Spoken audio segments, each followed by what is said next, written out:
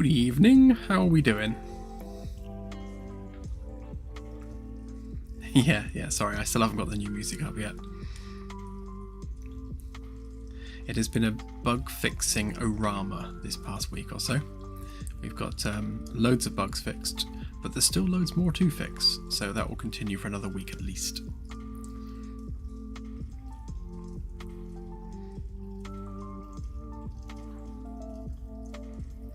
Oh, and yes, happy Thanksgiving for all the Americans, which is tomorrow, I think. Unless I've got my dates wrong.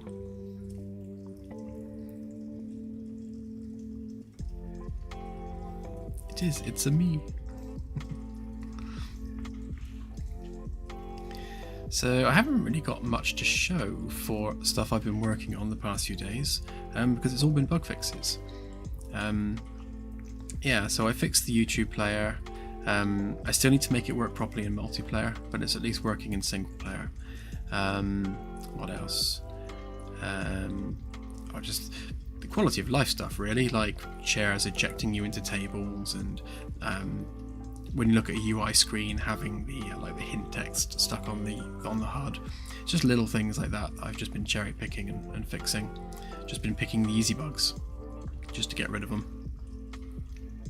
But tonight we will be working on the kitchen, I think, for the Magellan Class VIP quarters. So without further ado, why don't we have a look?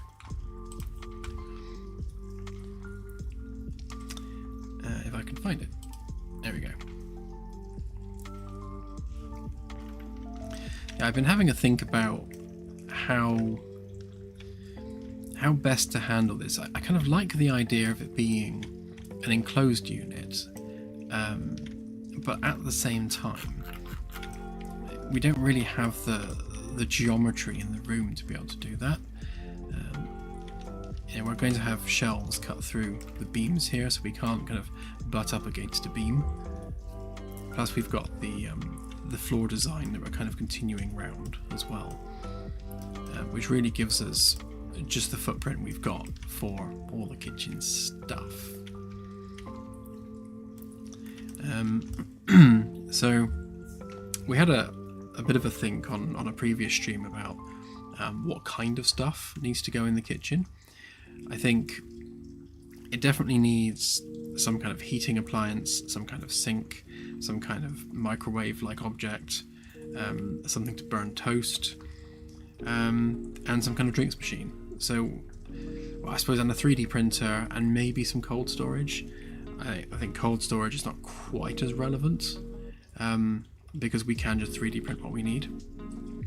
And also when it comes to things like storing plates and cups and that sort of thing, we'll stick some shelves on there, but I think if we have the 3D printer also be able to recycle stuff, so we'll treat it a bit like a dishwasher. So rather than putting all the plates in a dishwasher, you'll just put them inside the recycling unit, and it literally just dissolves everything in there into its component parts, and that gets reused as 3D printer fuel again.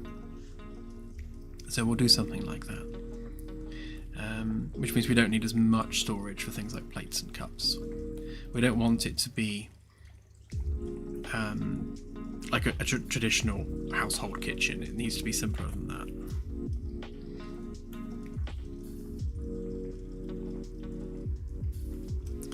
So I think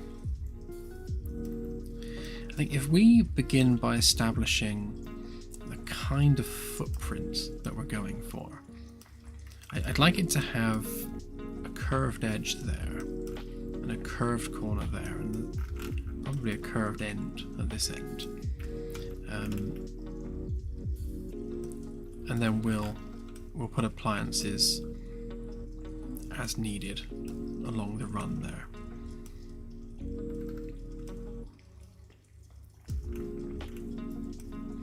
Given the location of the table, see, I did want to have some kind of like freestanding prep area there in the middle, but I just don't think we're going to have room for that. And similarly, thought it might be nice to have a little breakfast bar, but again, I don't think there's much in the way of room for that. So I think we'll probably end up just using this central table for all of that.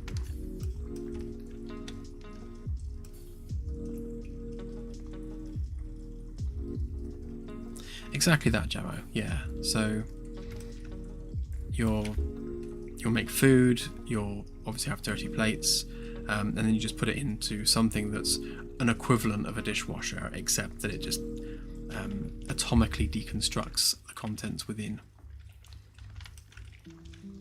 A deconstructor, if you like.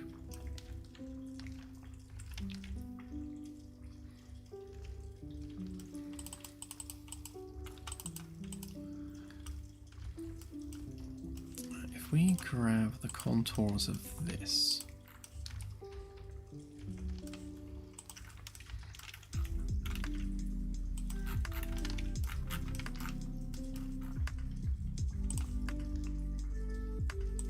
microphone's in the way.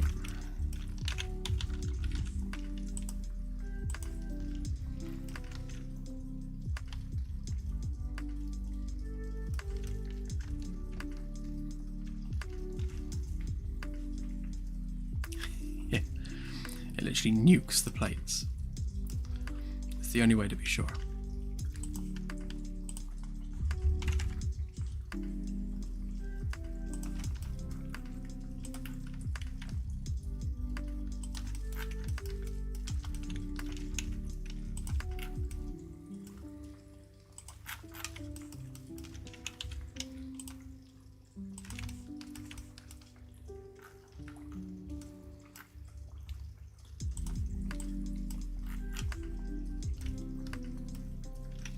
Microphone seems more in the way than usual today. There we go.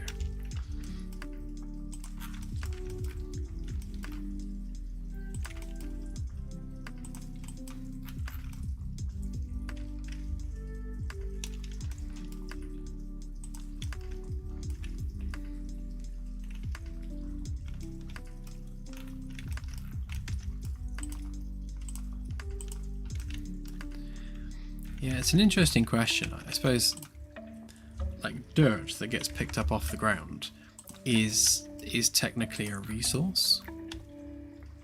I mean, there's no reason why the dumping thing that the Roombas dump it into cannot also be some kind of molecular deconstructor.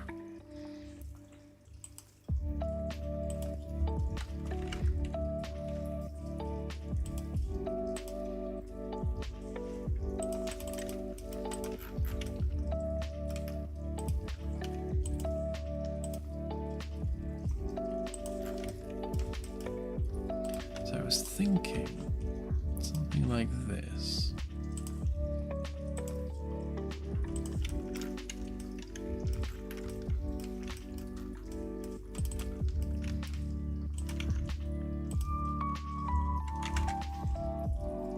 With maybe like a recessed bottom to it, which could be wooden, like a wooden trim around the base. And then just, I don't know, something like that for a countertop.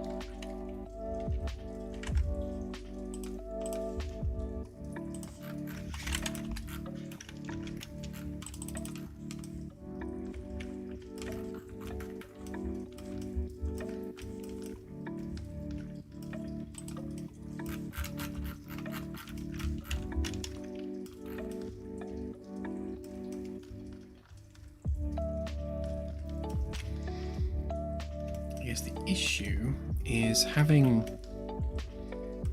the curved counter there makes it difficult to put things like appliances on it because it's curved. So that would be easier on the straight bit.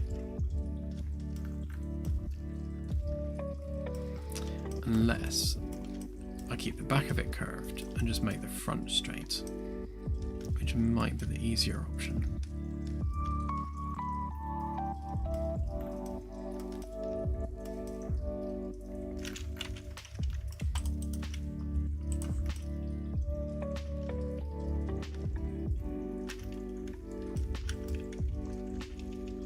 Okay.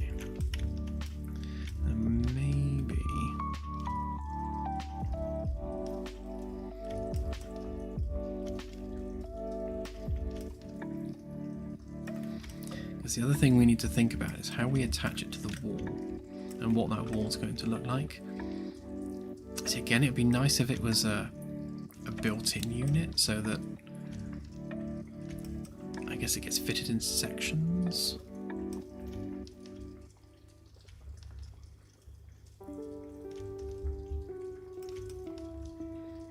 So we've got one piece there, another piece there.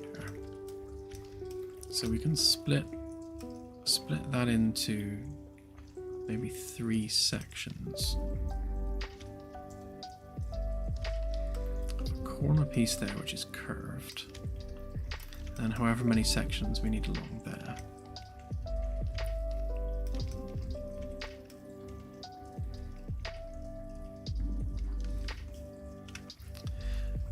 Certainly can. How's that? Is that any better?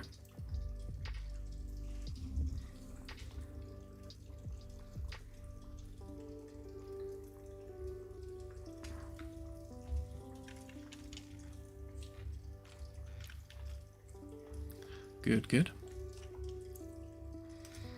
Yeah, I think it definitely does need some kind of a fridge. Again, I don't want it to be too well appointed. You know, this doesn't need to be a kitchen which is so good that you would essentially, you know, use it like your kitchen at home. It's something that would get used like infrequently. I don't imagine that the captain would be using it much at all, to be honest. Probably just for entertaining. So it needs to be good, but not perfect.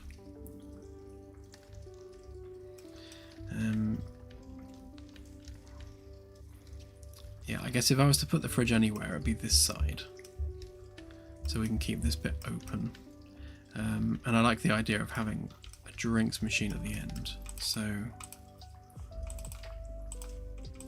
that would be something like that at that end. Stick the drinks machine maybe there.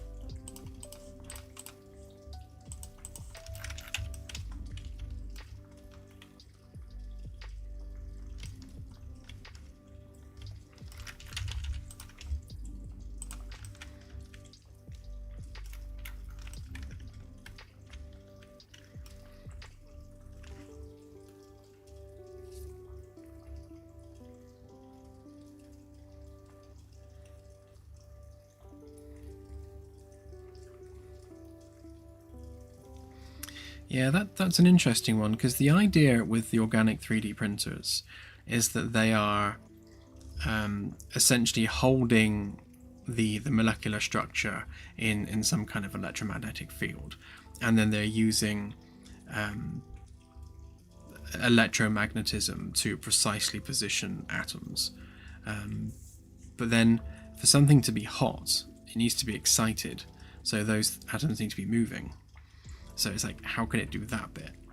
So, you know, we end up, because I would imagine if we were to 3D print something in that manner, you'd end up with something fairly static and cold. So it's printing the structure of the object.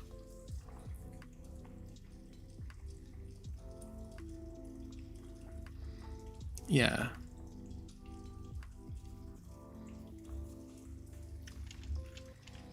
Although I don't think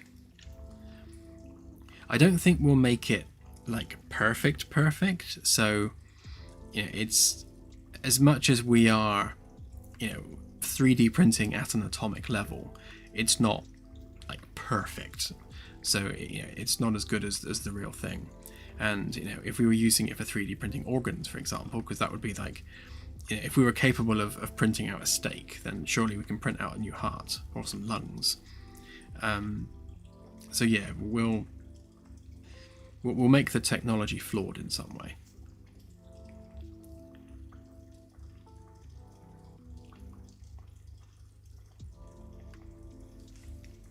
Yeah, so the 3D printers have essentially bins of different elemental components. So you'll have like a carbon bin, a titanium bin, a gold bin.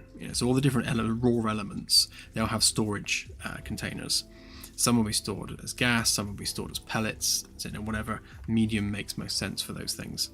And then what happens is when the 3D printer is printing an item, it's pulling from these different elemental bins and then stitching the atomic structure together in order to produce the final thing.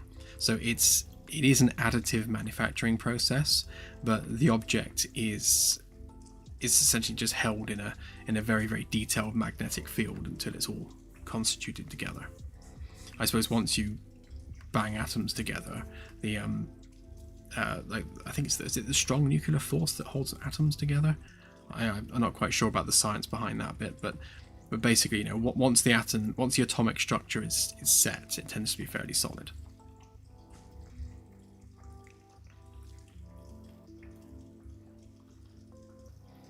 Yeah, true, CSR. You probably could do. Just keep adding electrons. We'll do a full deep dive on the technology, but at a high level, that's how it works. We are stitching together atoms to form the object that we're 3D printing. It's a fairly rudimentary process, just a very delicate one.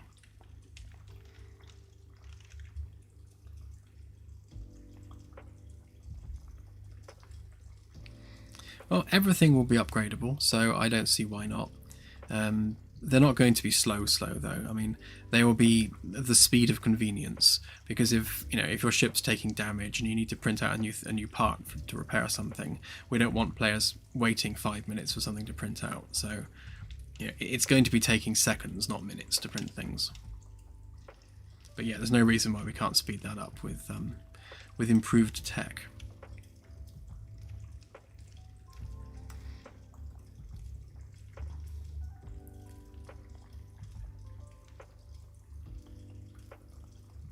That's not a bad shout, to be honest.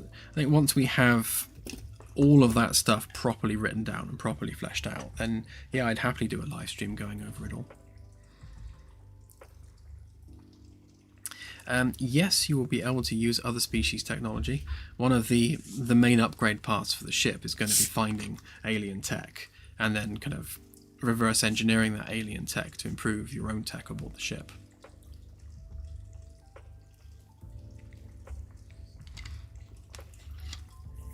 Increasing the energy density of the reactor, or making the capacitors get less hot, that sort of thing.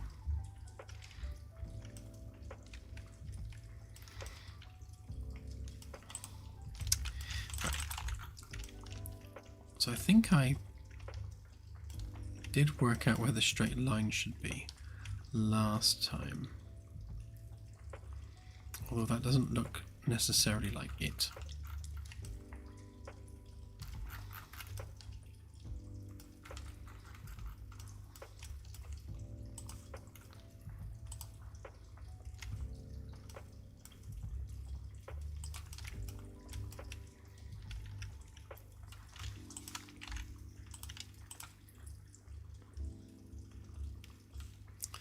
Almost.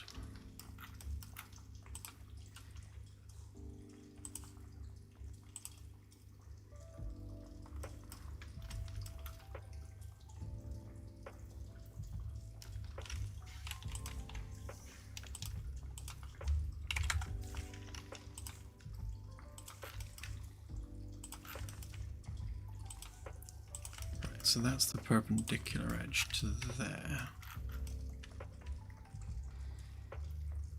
Technically, that should be the middle.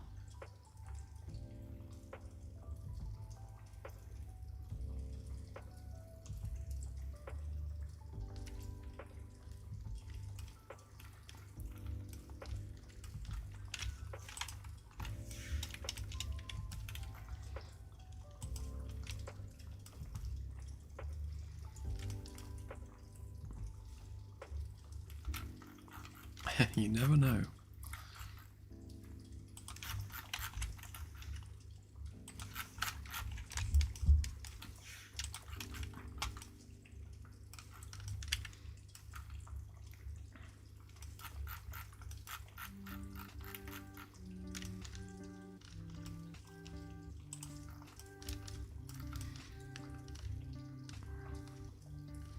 Yeah, I think having it curved would definitely look better.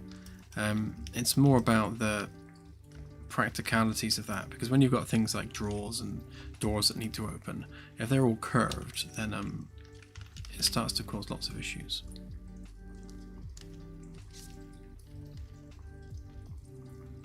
I think we can probably get away with having all of this angled.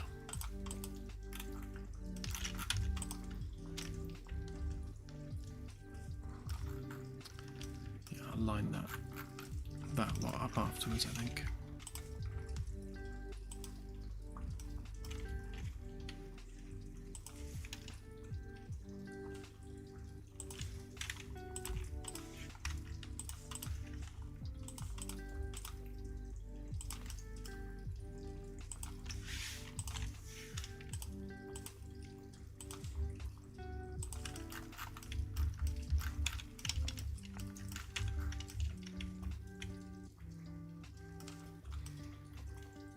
So it does leave us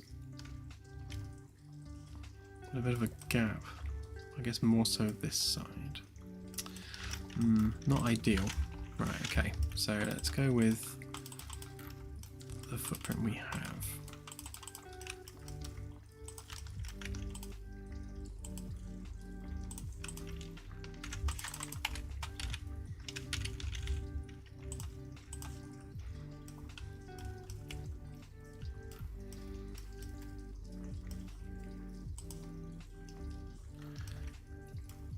So we want to bring it in a bit from there, maybe about 10, but the sides need to go all the way to the back.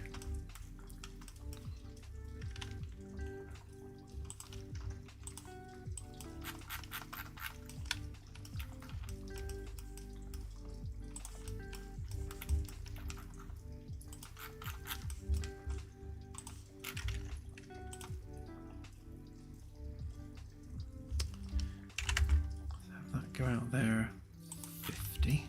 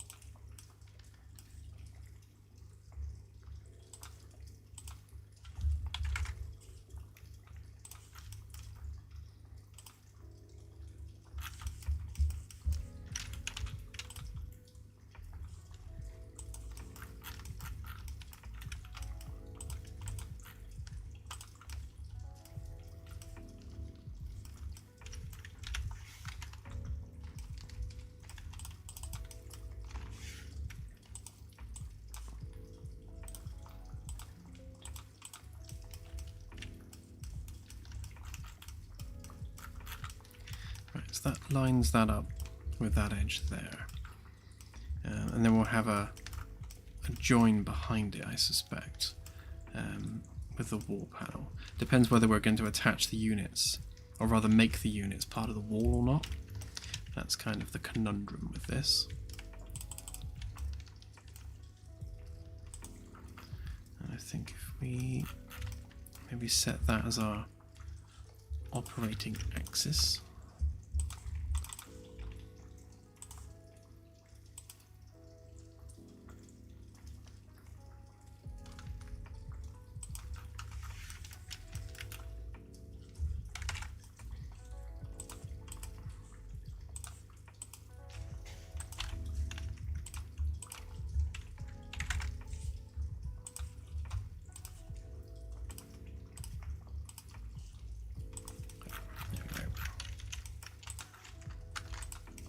So everything lines up nicely.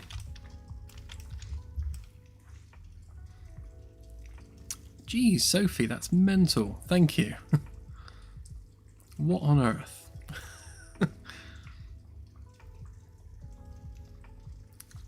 Wow. Don't know what to say really, that's amazing, thank you.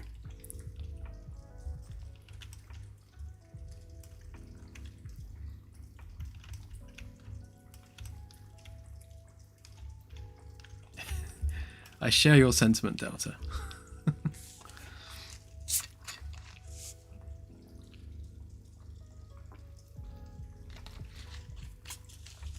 Very, very much appreciated.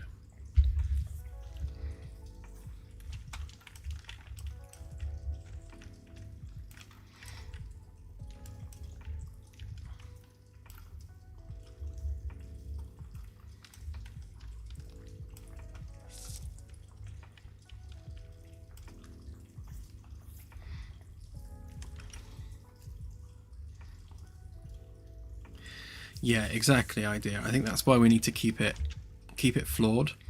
So it's not doing a perfect job at it. It's doing an okay enough job of it.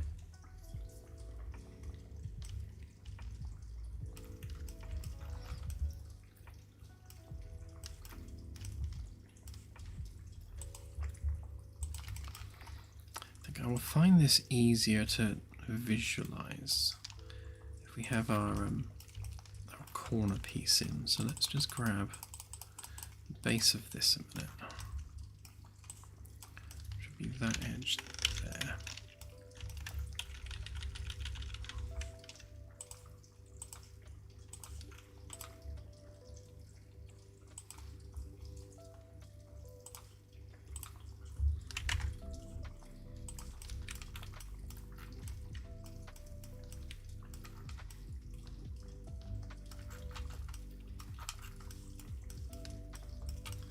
Conveniently, we already have that edge there.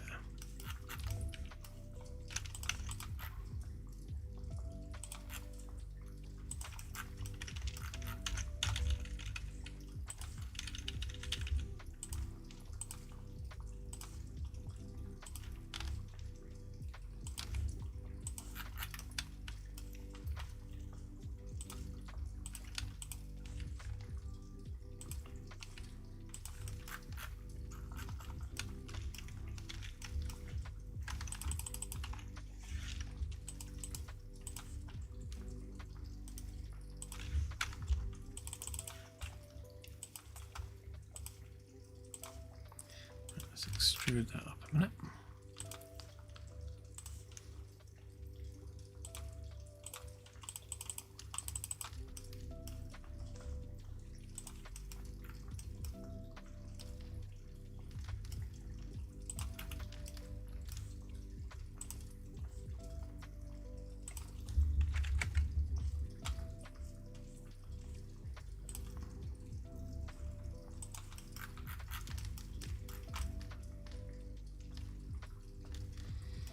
So typically that's what I'd use as a corner.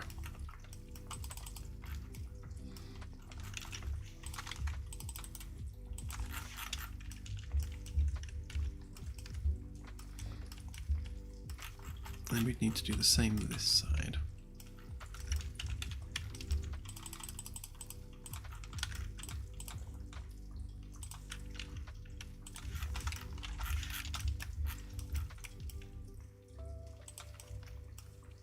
Definitely easier to visualize what's going on when you've actually got a guide in place.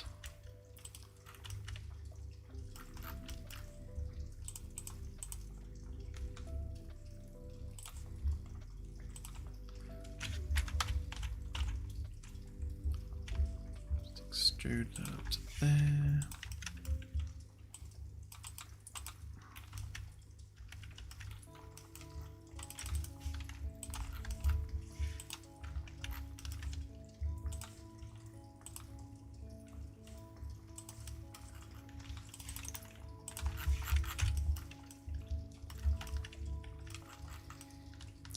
So we would obviously cut that down the middle there and down the middle there. So that would be separate.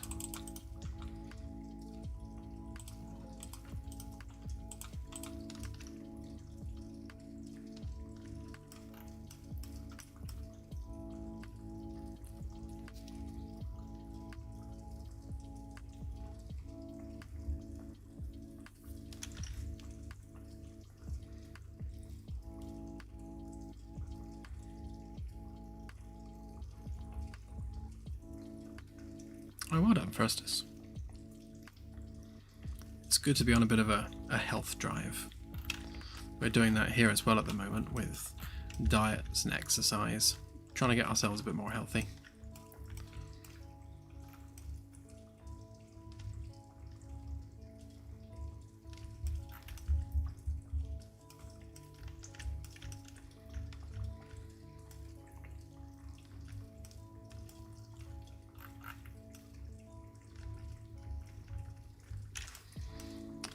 So I'm thinking that if we're doing a panel join down there, then we're going to need at least enough room for the bolts going to go.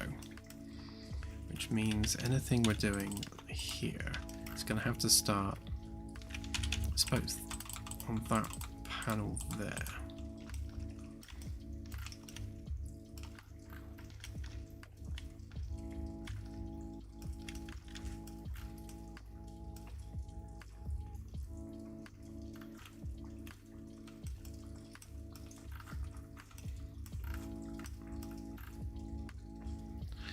Then I also suppose, while I'm supposing, that the corner unit's going to have to be at least that big, at a bare minimum, but probably better to be wider. So if we were doing a similar corner, that would be 30 there. Okay, let's add a curve to that a minute.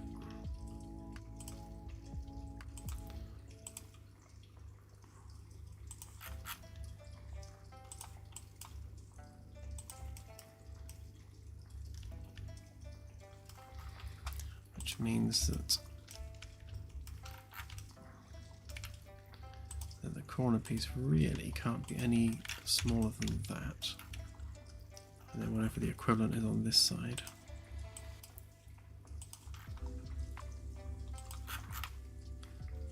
Yes, perpendicular to that edge. About there.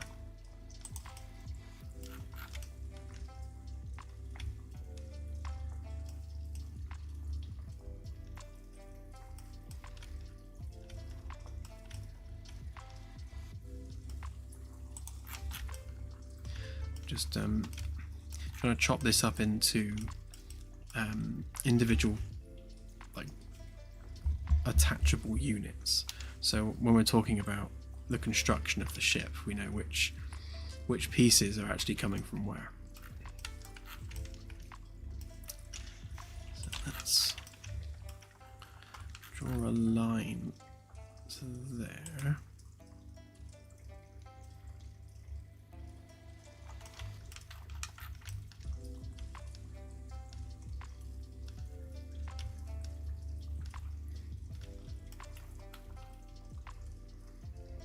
It's kind of arbitrary, really. Hang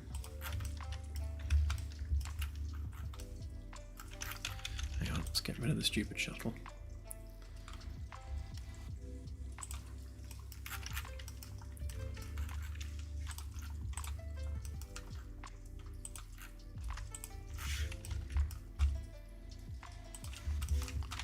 So I want to copy from there. Basically there, and then divide that by 2. Yeah, I think that's probably enough. I mean, we could maybe do 3, but nah, 2. 3 seems overkill.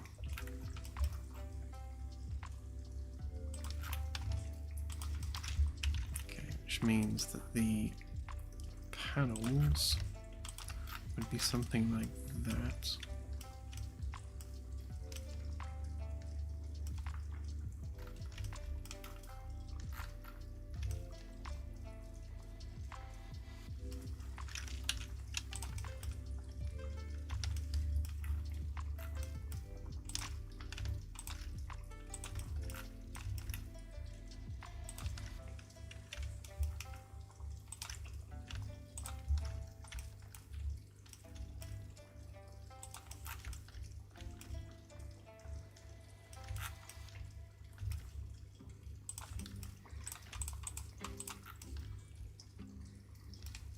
And then we just need to decide how big along there are we going. And I'm assuming both of these are practically the same size. Almost a meter, so that's useful.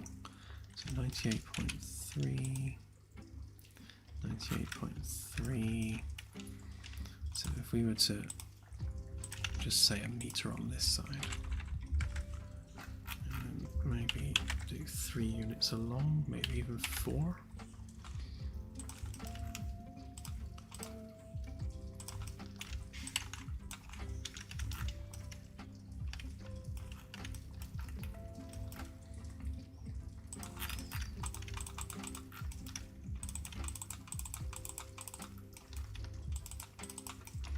Copy those edges, delete everything else.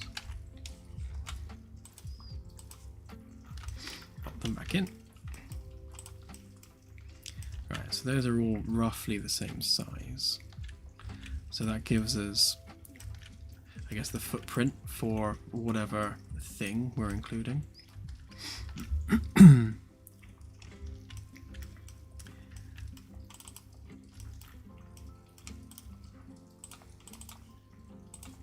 So if this were to be the cold storage, just bring that down to the floor a minute. It seems a little excessive, but we shall roll with it for a minute.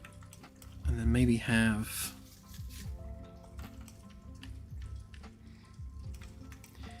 maybe have that as an enclosed unit around there.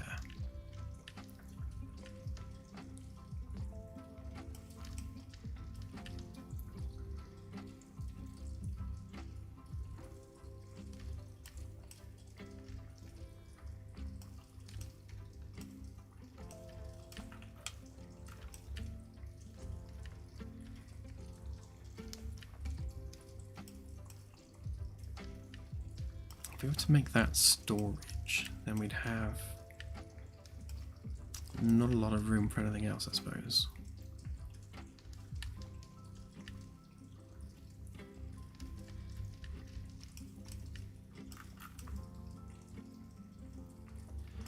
I definitely like the drinks machine being on the end.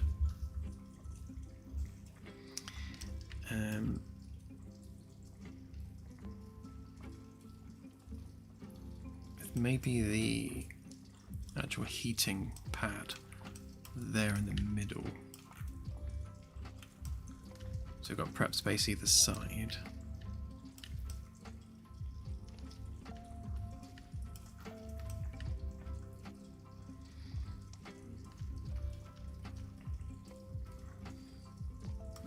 Yeah, I mean, we do have cavity behind there we can work with, but I don't think it's necessarily going to be needed.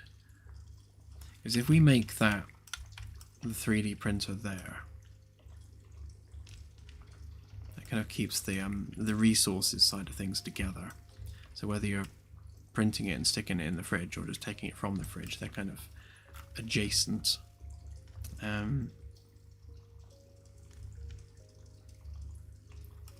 they do some kind of cooking element thing there. Drinks machine at the end. Just leave us without a sink though. Unless we put that in the corner maybe.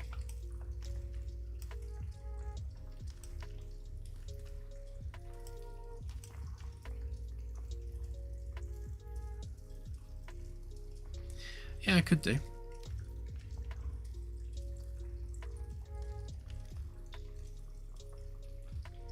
Or above it maybe, although I want it to be more of a maybe a freestanding unit.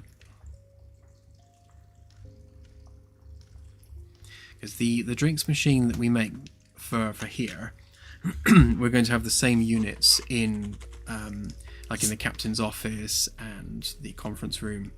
So we're going to have like standard like manufactured units, so they're not going to be built in quite so much. They're more sort of things that have been outsourced and purchased for the ship.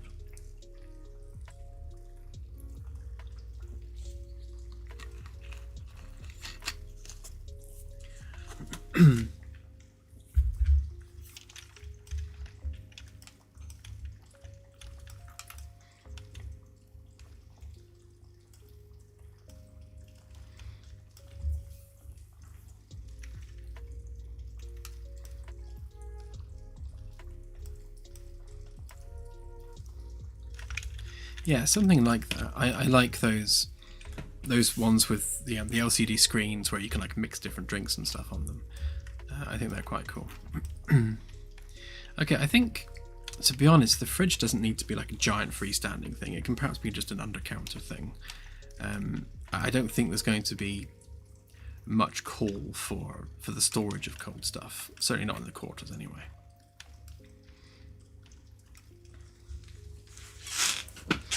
Yeah, I like the idea of coming up with our own brands for stuff. So, you know, we'll have like a Coca-Cola equivalent brand that we come up with ourselves. Like Space Cola or something. And our own brand of noodles and whatever else we have on the ship. So we will have manufactured goods in addition to just raw ingredients. And maybe we'll have a limited stock of the manufactured stuff that we bring with us from Earth. So we'll have just like, a crate of drinks cans from a particular manufacturer that once they're gone, they're gone. Yeah.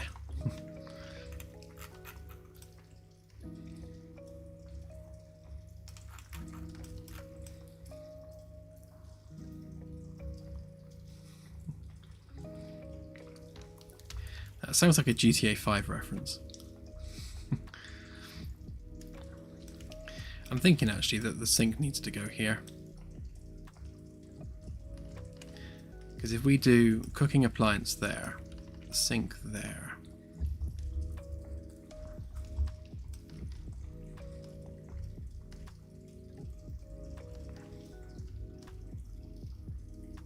Or sink there with drinks machine next to it, maybe. Maybe put the drinks machine that side.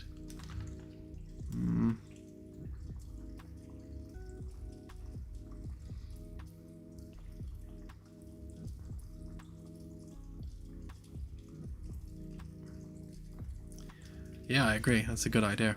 And yeah, we'll definitely take backers' names and backers' suggestions for brands.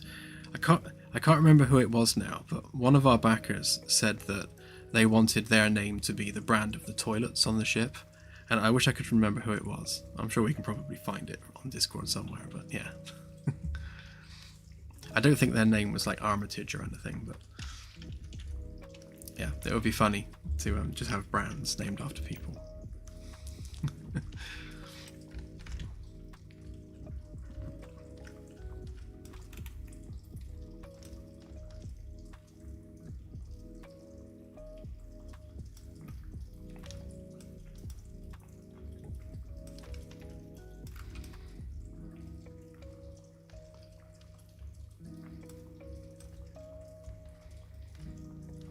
I think I'm perhaps like overthinking how practical this needs to be.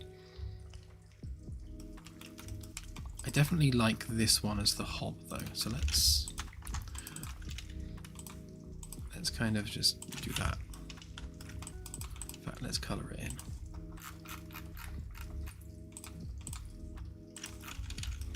Right, so we are assuming that that's where the hot stuff is going to happen.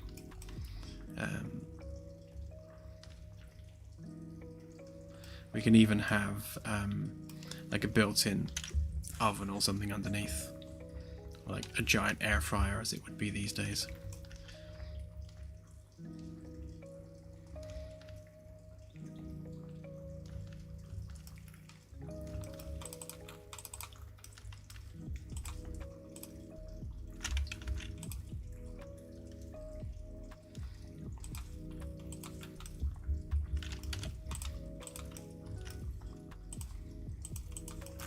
So we call that a sink then.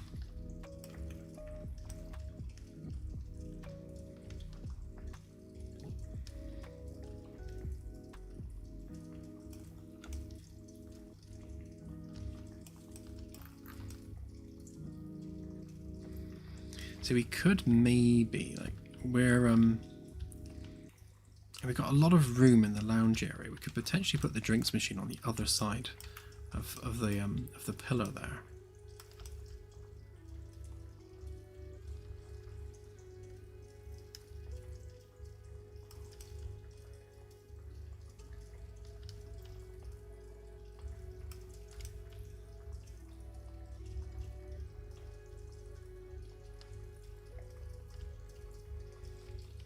Because if we were to move...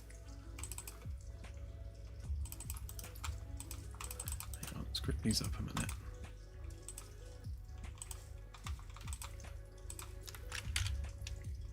So if we were to move that over there, move that over there, and then if we were to make that the sink,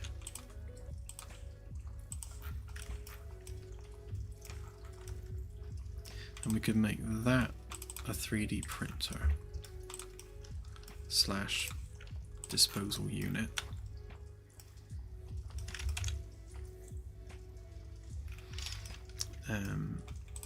Then we can have just countertop there with maybe some cold storage under it.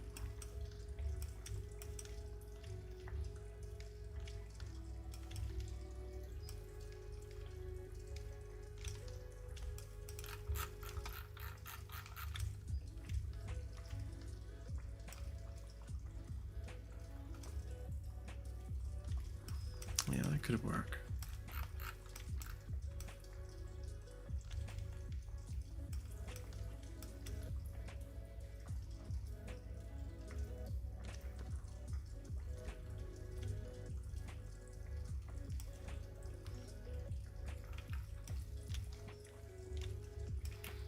I mean, I would like the sink in the corner.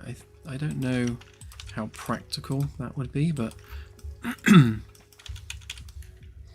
could always make it a bit bigger.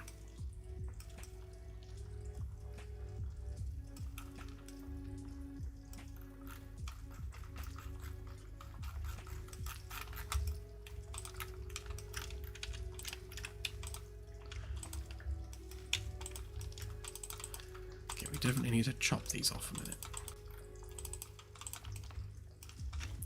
Keep getting the camera stuck in them, so let's take our ceiling plane there.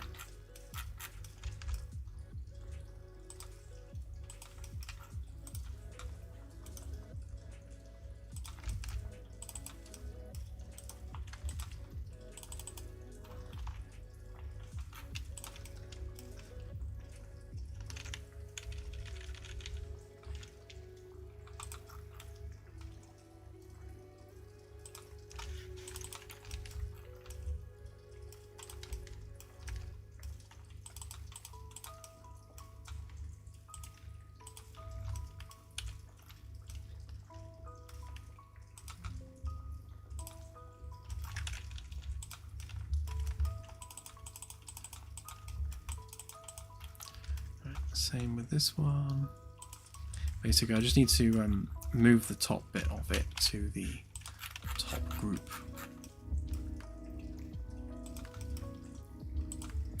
And then I won't keep getting the camera stuck in it.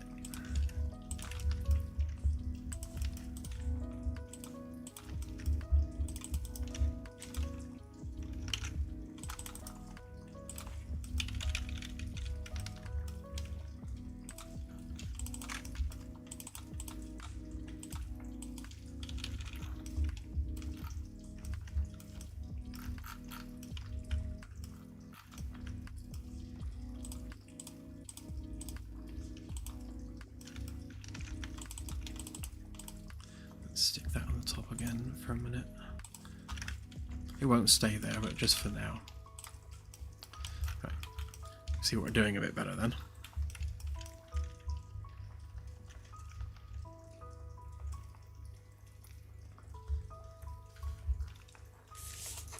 Yeah, sounds good to me.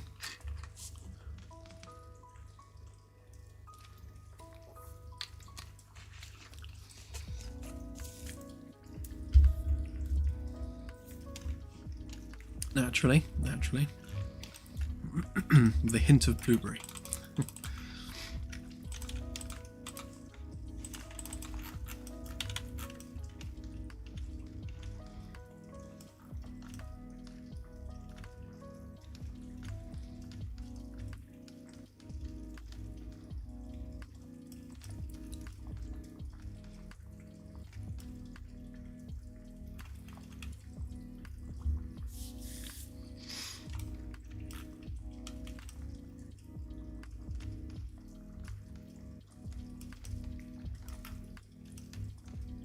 Yeah, I like it.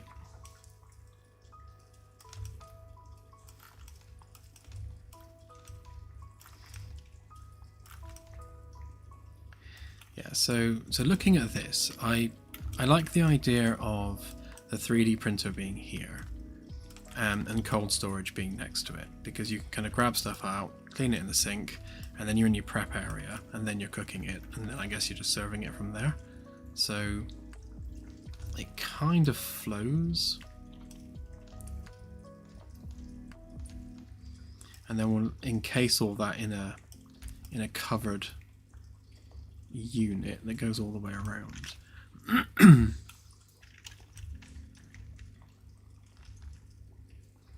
then we can split that up into sections.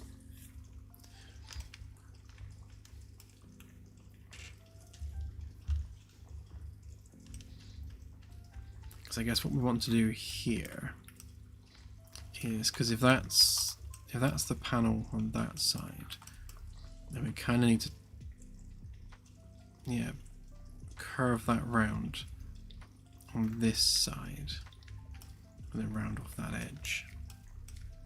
Although if we're making it like a built-in unit like I'd like, then it's going to be a covered unit as well.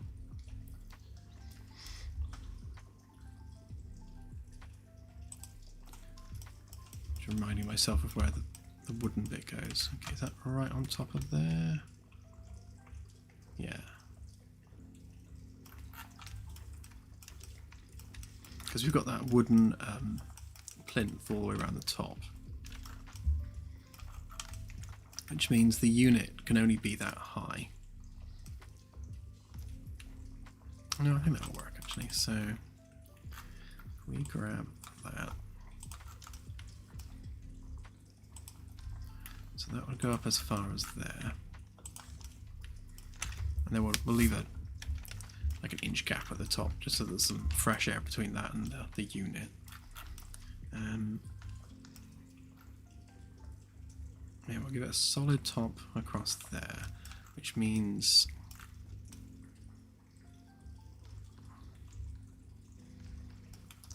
okay, I think we'll do away with the exposed bolt holes on this side and just assume it to be bolted from the inside. Which means that this would technically come out whatever distance that was, all the way to the floor.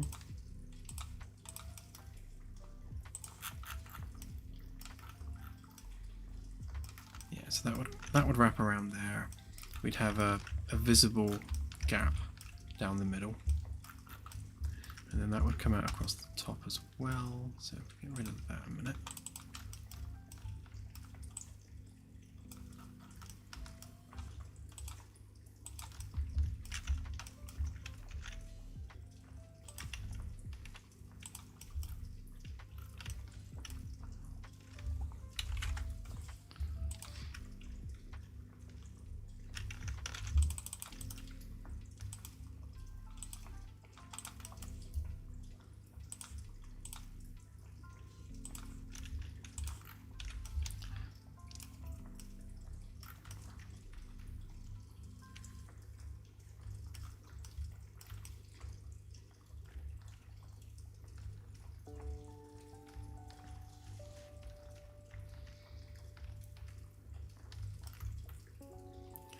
I think I'm starting to feel something. There's a design here somewhere. I can feel it.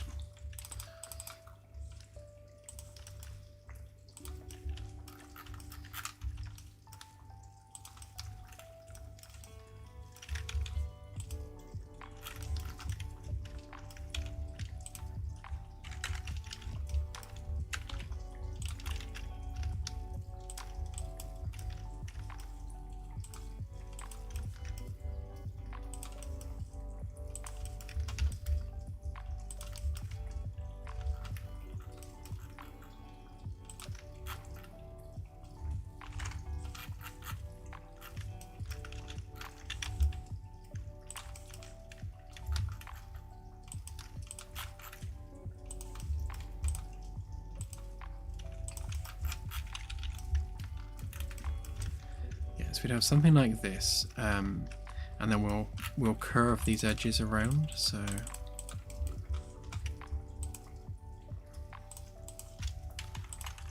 that.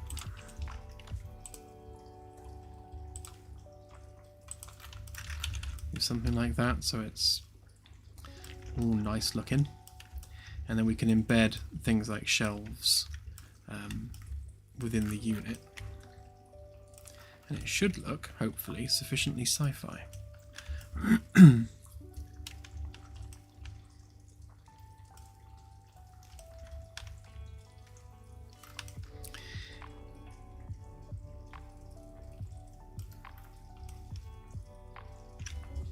Maybe.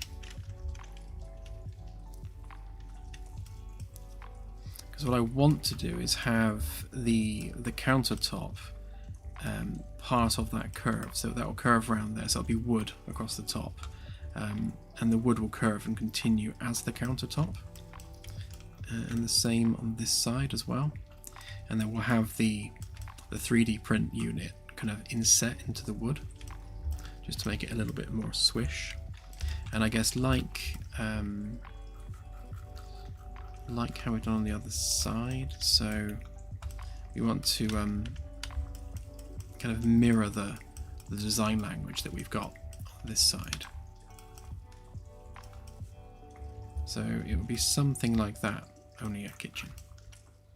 And we'll have it stick out a bit too. In fact, to be honest, we can have the wood come out at a bit of an angle. There's no reason why not.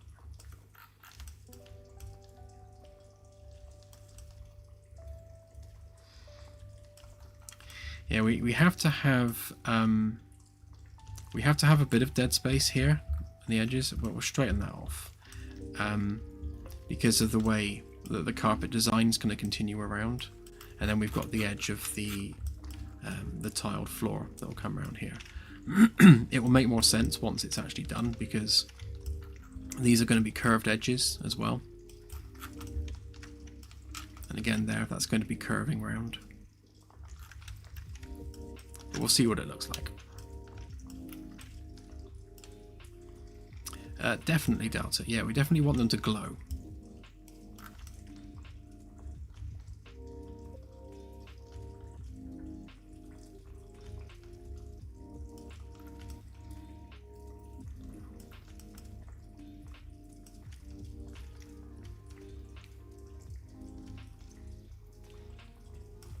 Right, so I think what I'm going to do,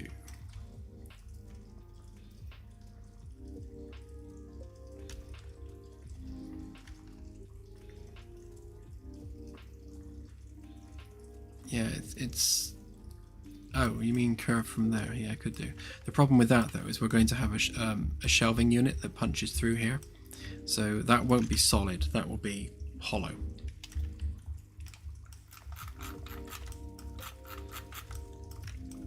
Same on this side.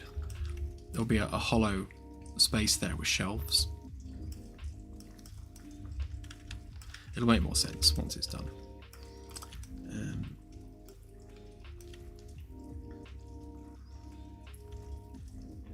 Yeah, all good, all good.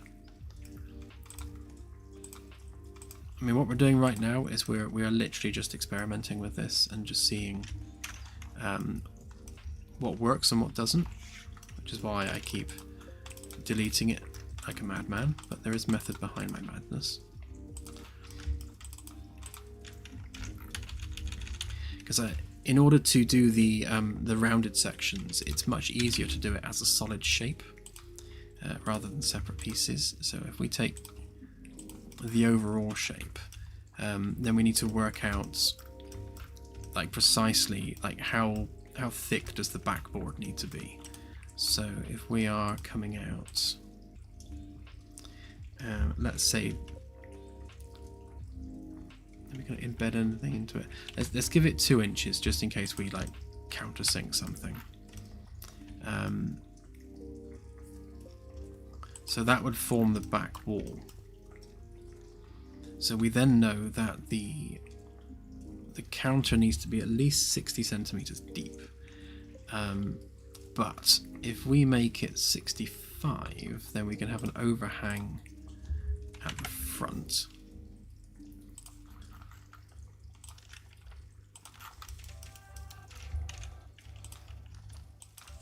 If this were a straight edge, it would all be much easier.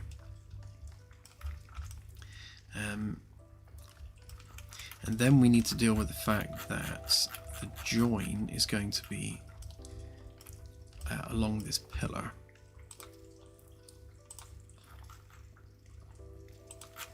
So we need to move our edge to there.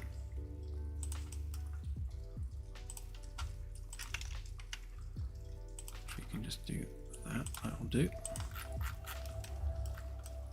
That just lines us up with the edge of the carpet there, just so it doesn't look off. And then of course, we need to leave 0.5 centimeters gap for the rubber seal, which goes on both sides, because we want there to be like a visible seam, a gap between the panel we put here and the unit panel that's going to go in here. And then we need 20 centimeters for the width of the pillar.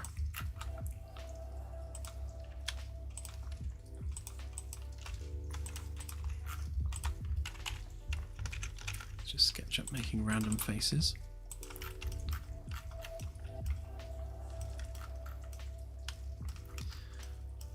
Okay, so that's our pillar up.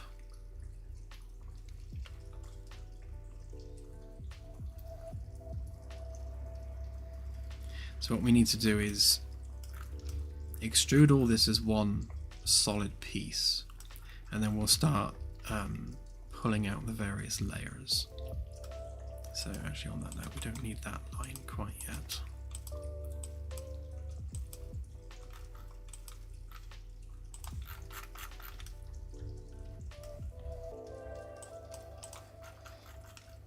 Okay, so from there to there it's 70. So just need to make sure we bring that one out 70 to match.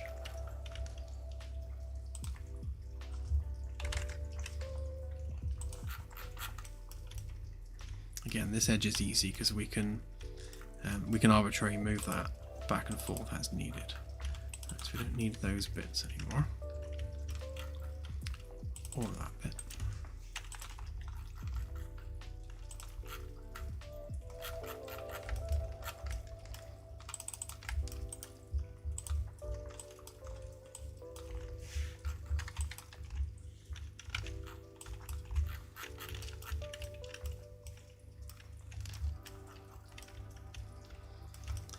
So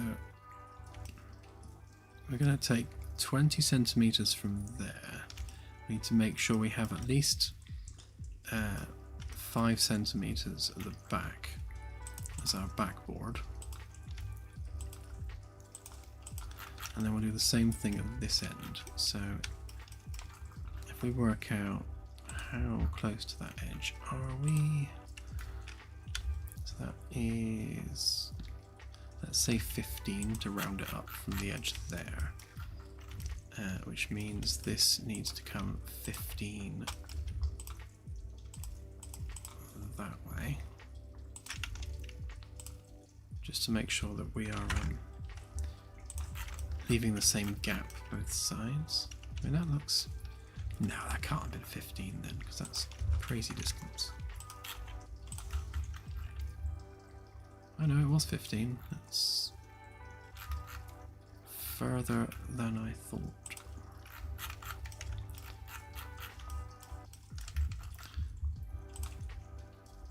Oh. Perhaps it's because I typed 50 and not 15.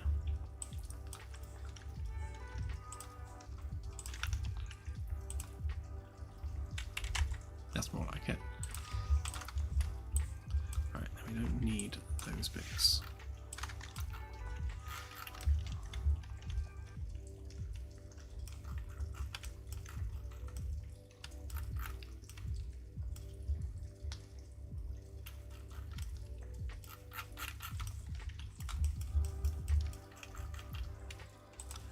think what we'll do is while we're or rather before we do the extrude, let's just grab what would be the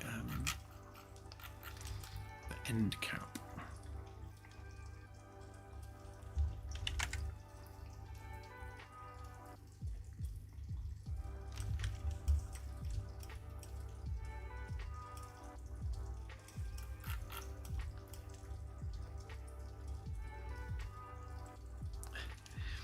Maybe.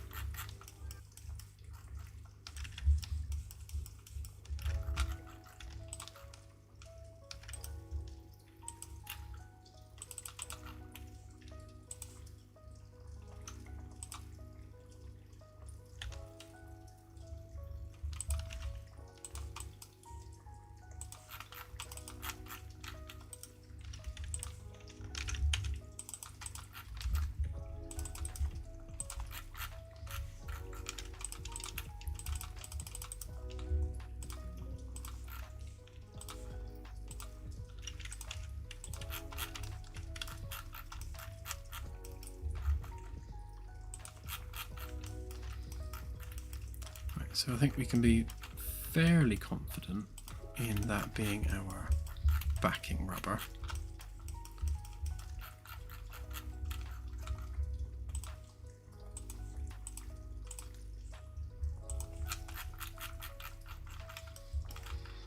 And that will extend all the way to the floor.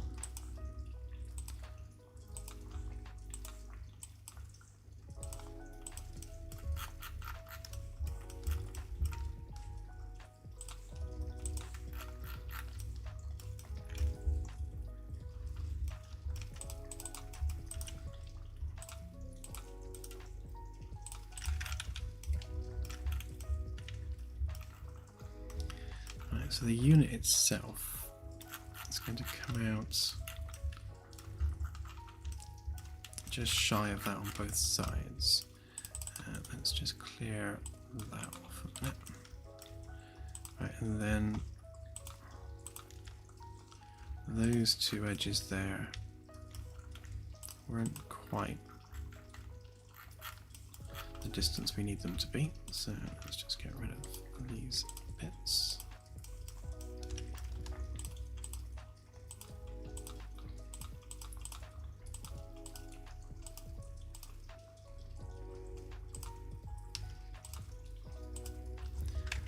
Back out 5 again.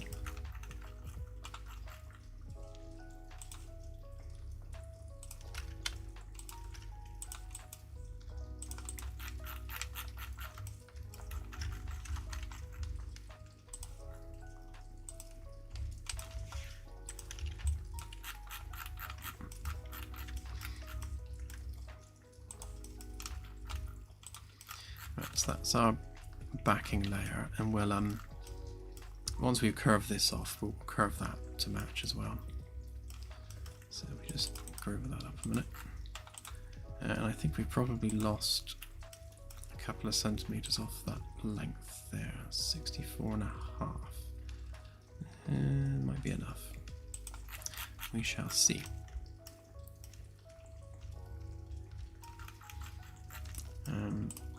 Actually, let's explode that a sec, because we need to do our 20 centimeter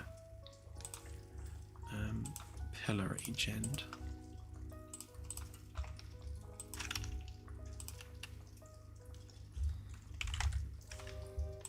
And again, I'm trying to line it up to the edge of the carpet. Right, so that becomes a pillar.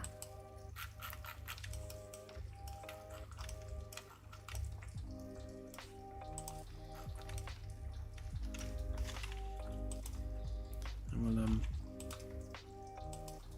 straighten that off because it's not quite straight. Easier to work with right angles.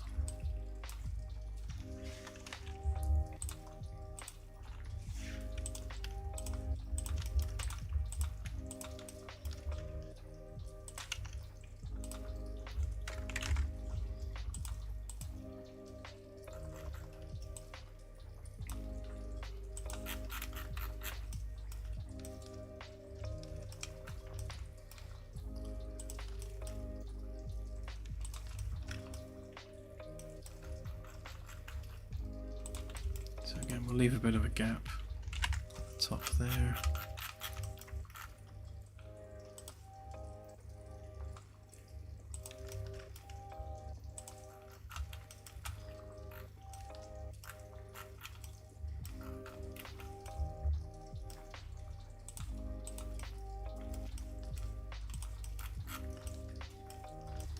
Once we've rounded off the edges, we'll start insetting it as well, just to give it a bit of a design.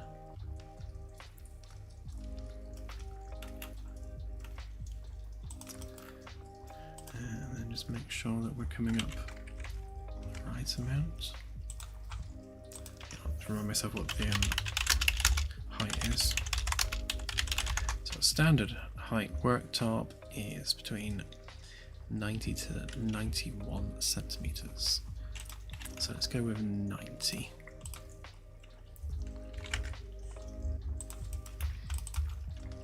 Which means these guys need to come up to that.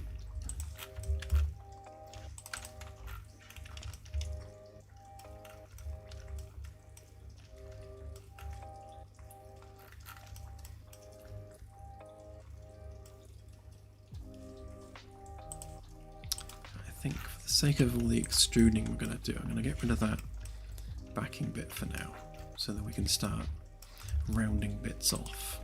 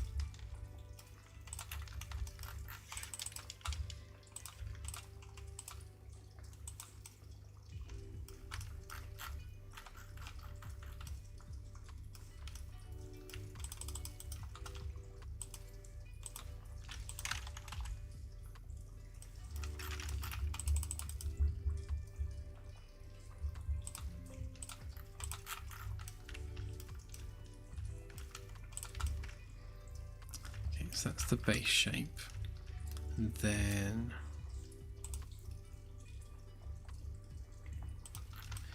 we need to then round off these bits.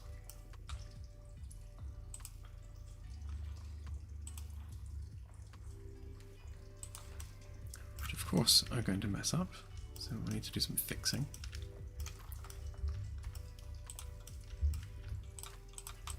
This side should be alright because it's just straight edges.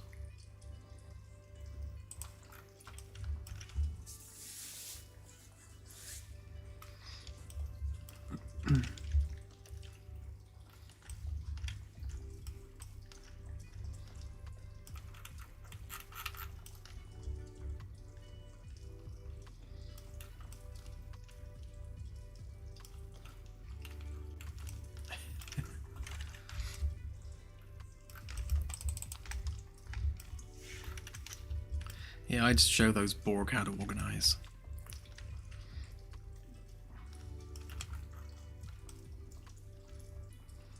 Okay, that's less than ideal.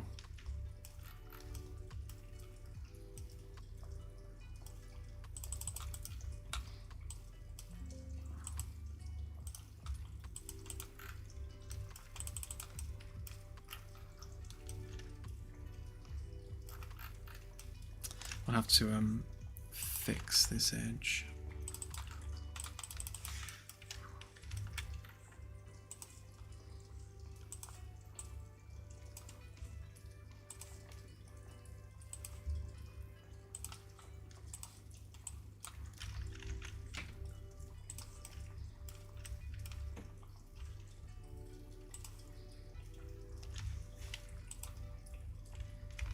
So each one of these needs to be aligned with that.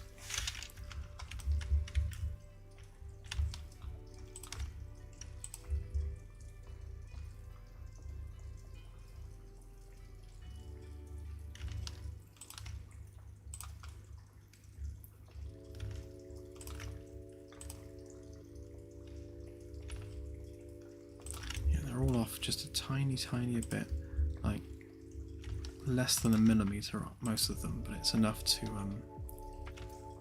cause triangulation because it's no longer coplanar.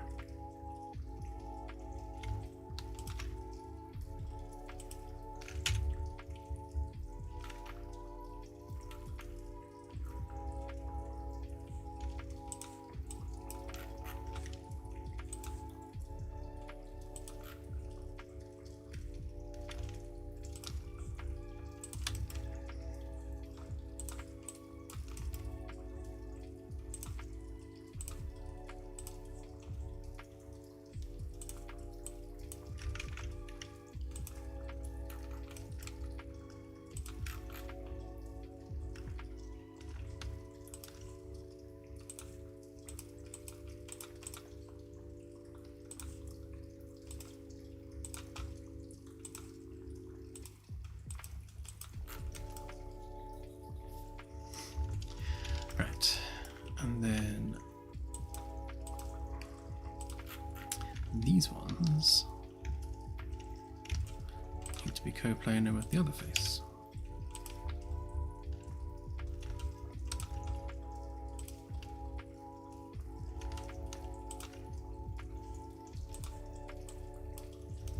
Which they should now be.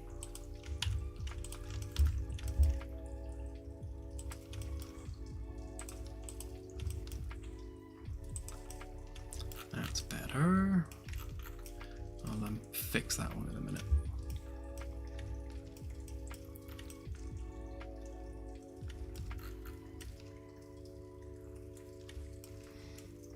But yeah, so the idea with this is that we'd have the worktop stick out proud of this, and there's no reason why we can't have it stick out more at the top and have it kind of come down at a bit of an angle, and then we'll embed lights and things into there, and then have shelves and such on the inside. We just need to curve this enough to make a decently sized sink.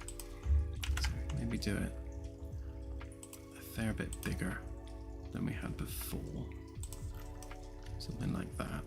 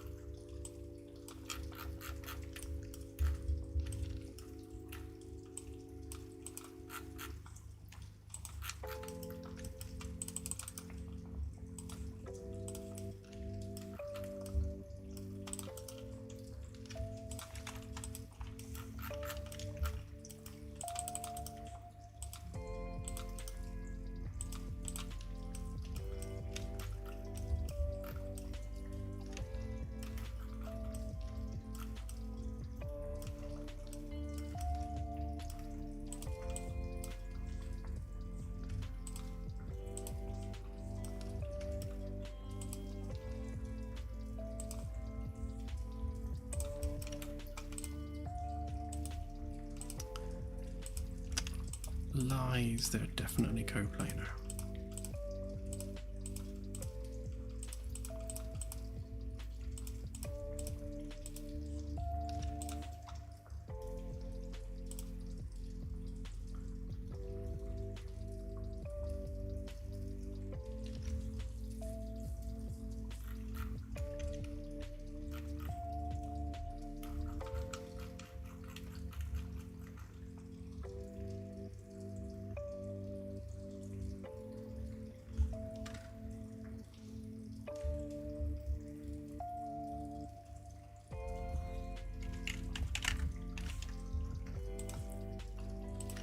Wing this a little bit here.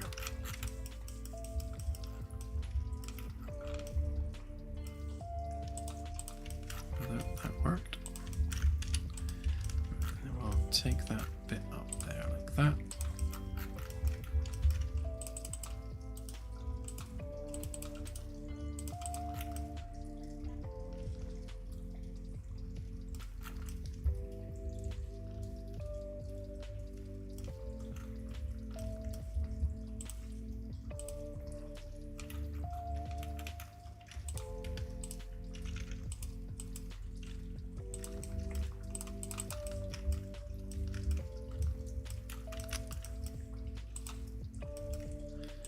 we are going to have to fix this. Let's just get that sorted a minute.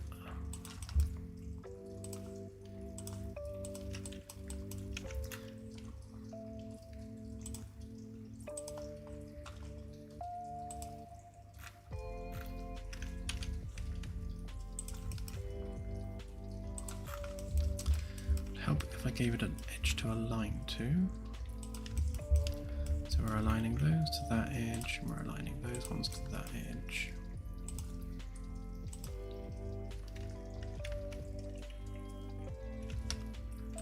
You go there. You go there. You go there.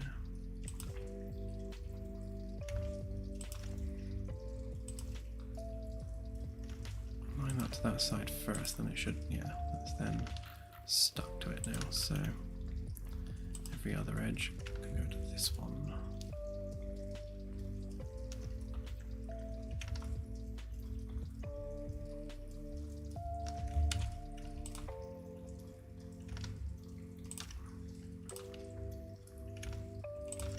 That didn't feel particularly normal then, that was weird.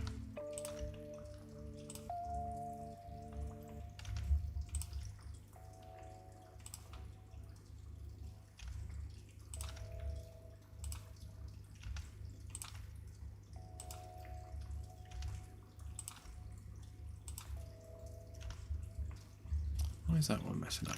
Okay. So they should just be coplanar now. Oh, they are. That's because it already was. That's fine. Great. So put that there.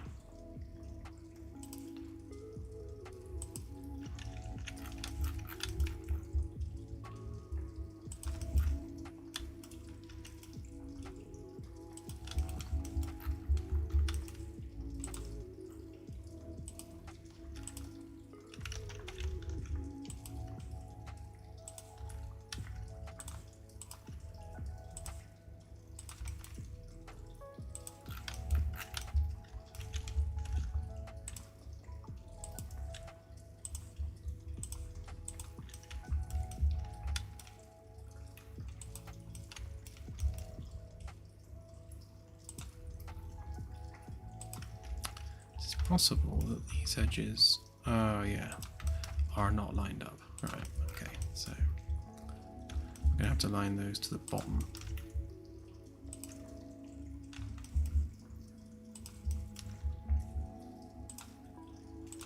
So does that make an edge now? Some of it does.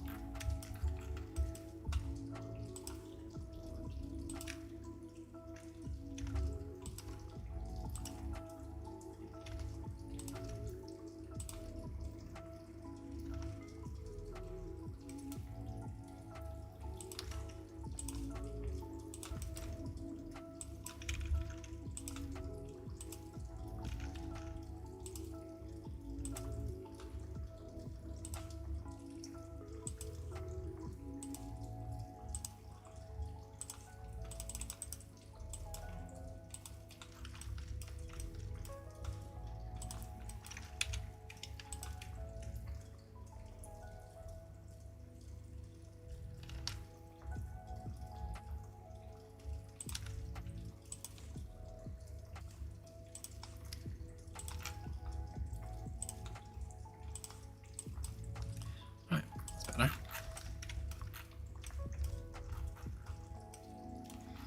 I'm probably going to regret not joining those up there, but we'll see how it copes.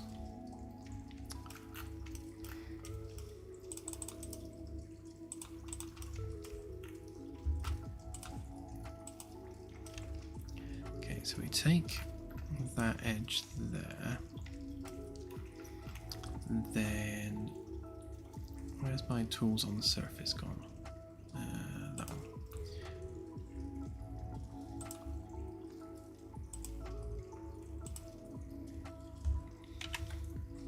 So we give that a bit of an edge to it. So that's actually, that becomes our worktop. And then we take this bit, and we just bring that in slightly. By a similar amount. Or we cause an error.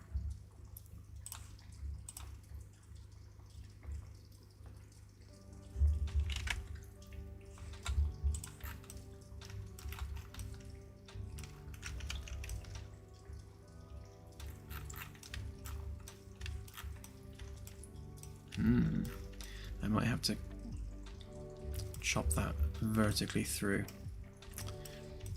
But yeah, so the idea with it is if I extrude that bit out, so we end up with this kind of overlapping wooden edge, which is the worktop. Although it's going to take a bit of wrangling because it's messing up, but still. We round off these corners.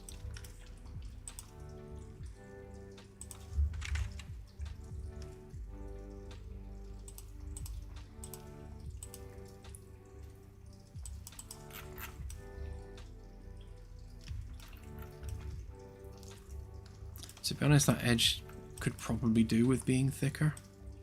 I might extrude that inward rather than outward, and then yeah, I think I will actually.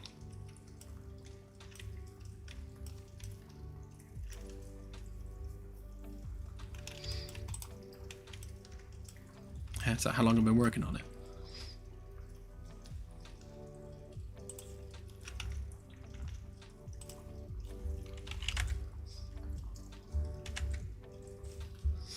Yeah, so if I do that instead, just to give it a thicker border around the outside.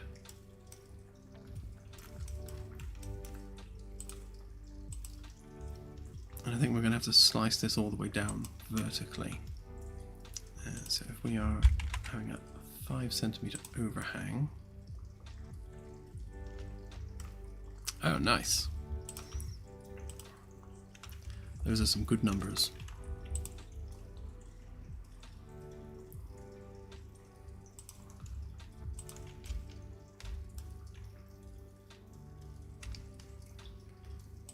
Take that down through there.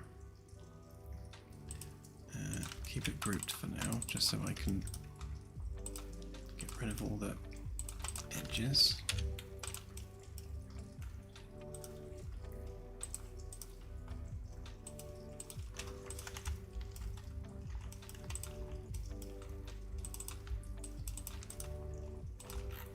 There we go, that's better.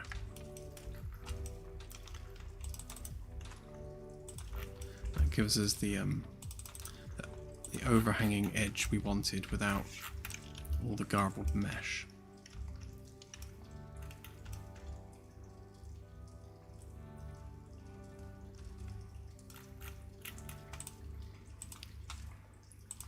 And then we can round these off, maybe even a bit more than that. Although, don't know whether that's going to be a bit close to the wood, maybe? No, not too bad.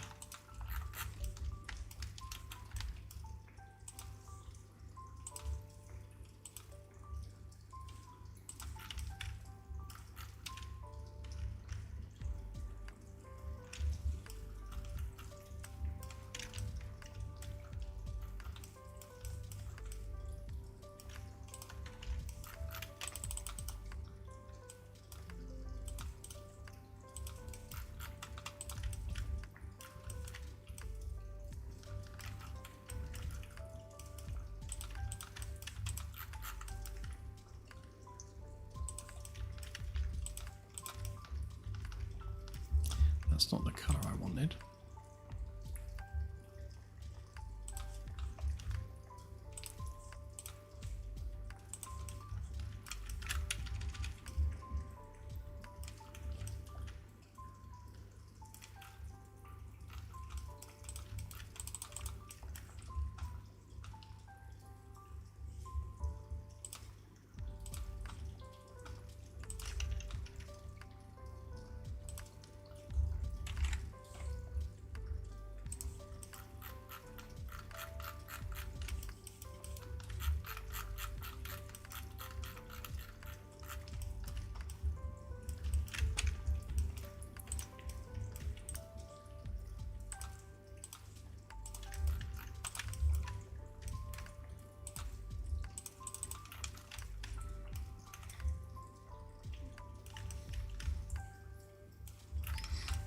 Okay, so far so good.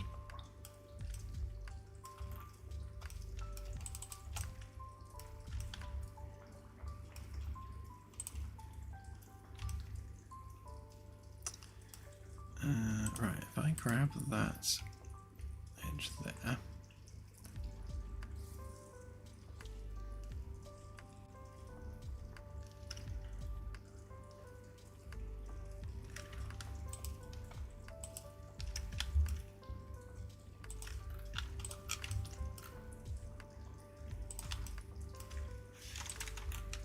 Don't need curved bit.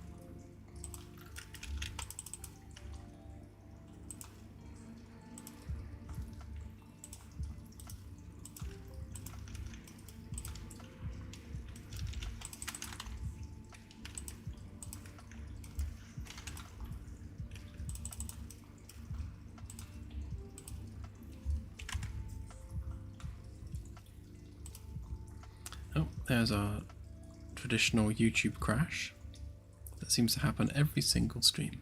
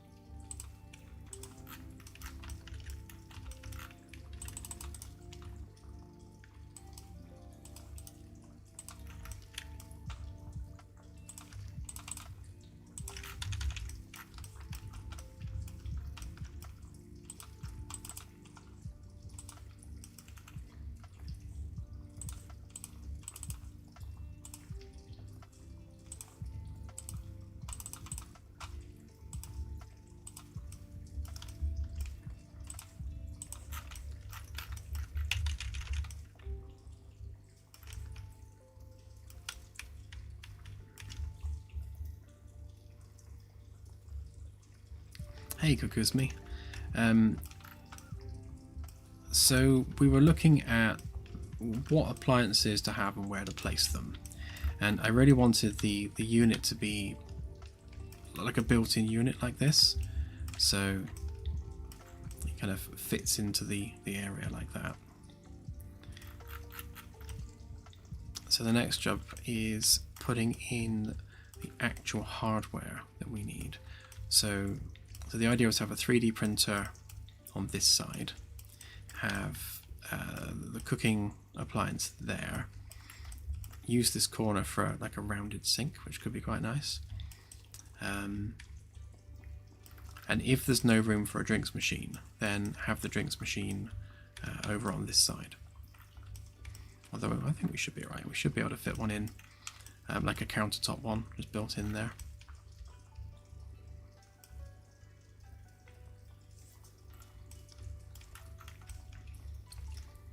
We've got more flexibility with this straight edge to do more varied things, like because it's a straight edge, we can like move that back and forth arbitrarily really easily, which we can't do here because it's curved, and curved makes everything more difficult.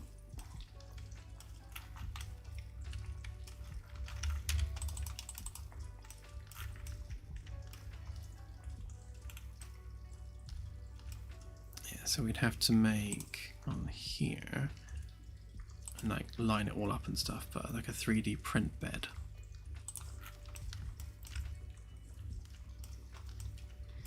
And also have a think about where the joins are going to be in the unit. So we'll probably have one join down the middle. Do the sink, have another join there. So the sink unit's one join, 3D printer's one join, and maybe one there, one there. Maybe have the cooking appliances one join with countertop either side, and then maybe drag that across and actually put the drinks machine in the white paneling, so it's like an embedded thing. And then we'll have under counter storage for like fridges and drawers and stuff.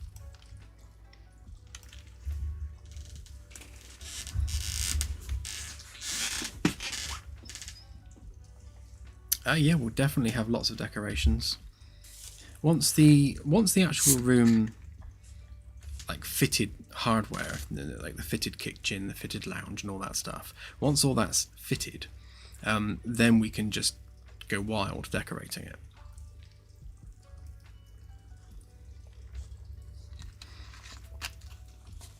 But we have to get the fitted stuff in first.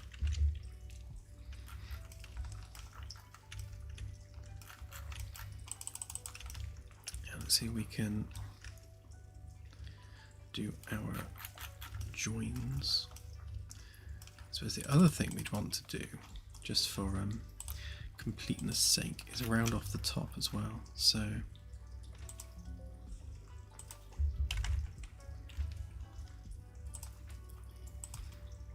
just do something like that, just to make it nicer to look at.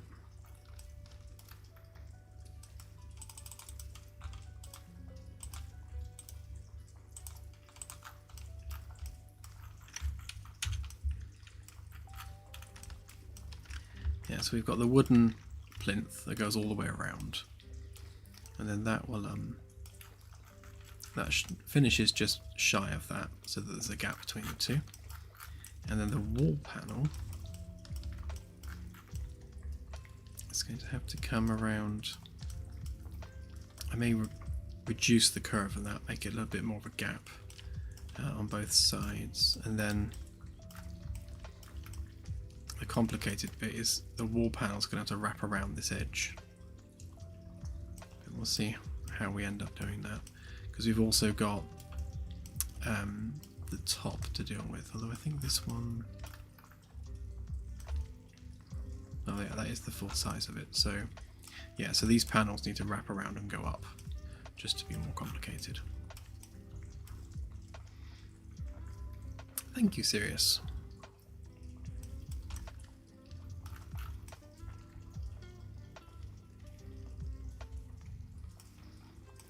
Yeah, with the straight edge, we can also have it like bump out as well if we need to.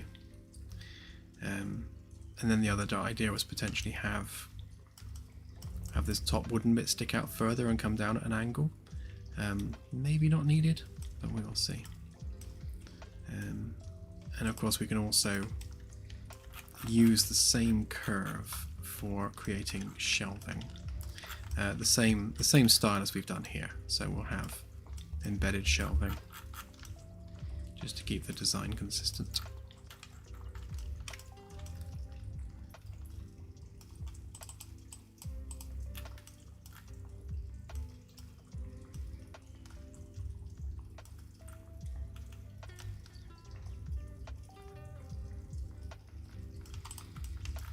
Actually, if we copy that out a minute,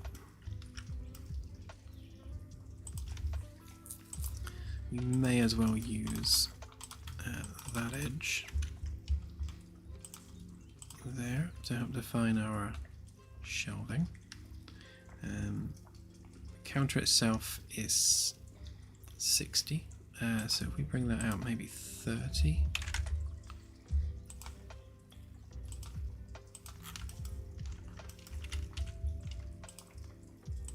Something like that.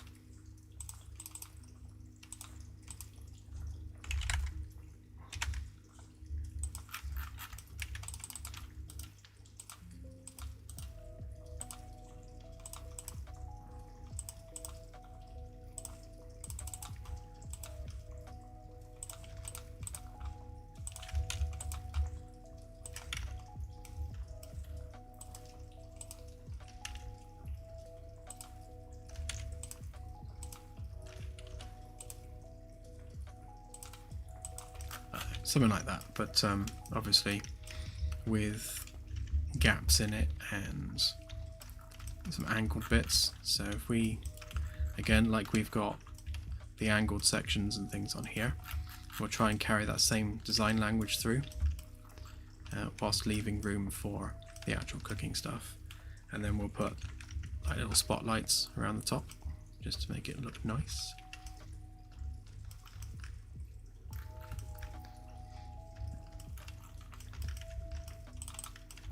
Okay, so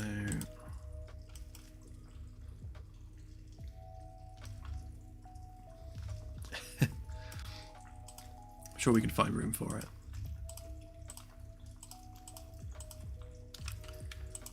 Actually, let's try and find the edge of those curves.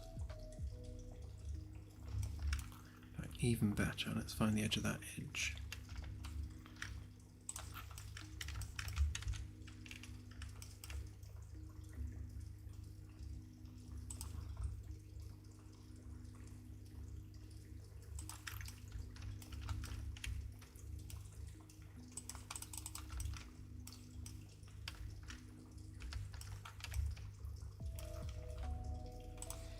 So that one's the actual edge.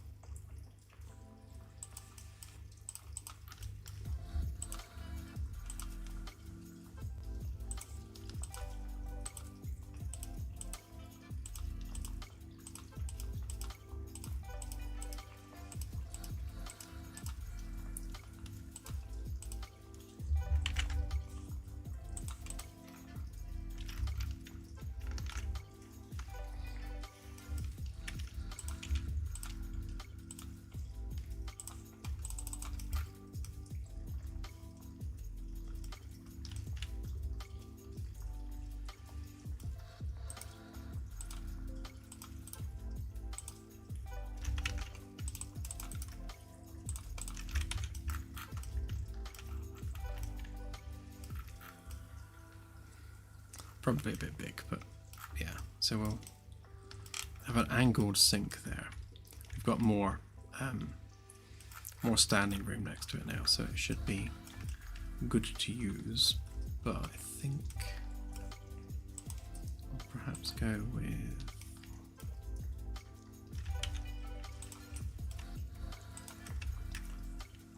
maybe that might end up being a bit small.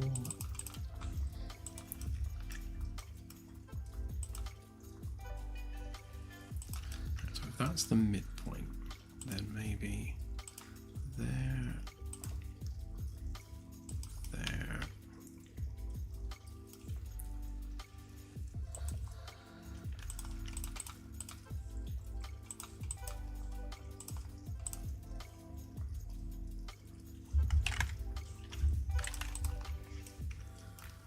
Maybe more like that kind of size.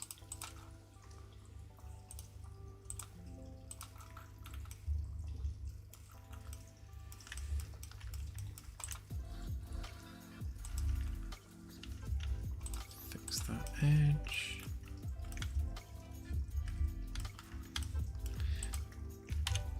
And that edge.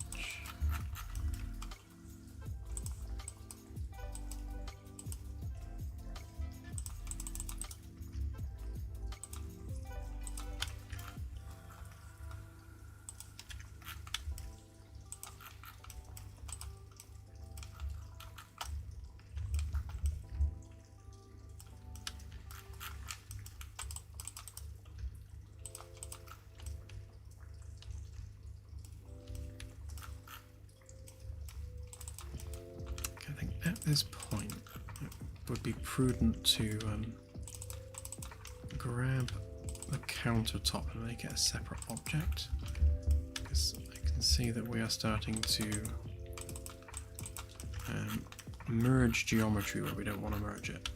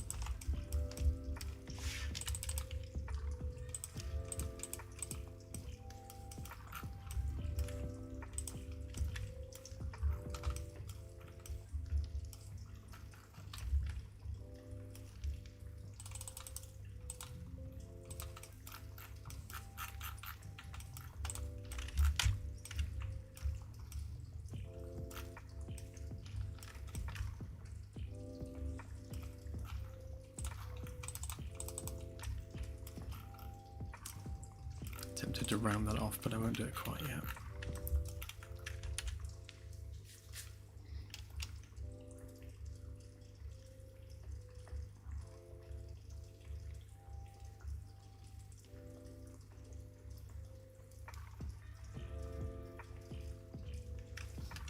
It's that age-old question, isn't it? Like how do you do the fixtures and fittings?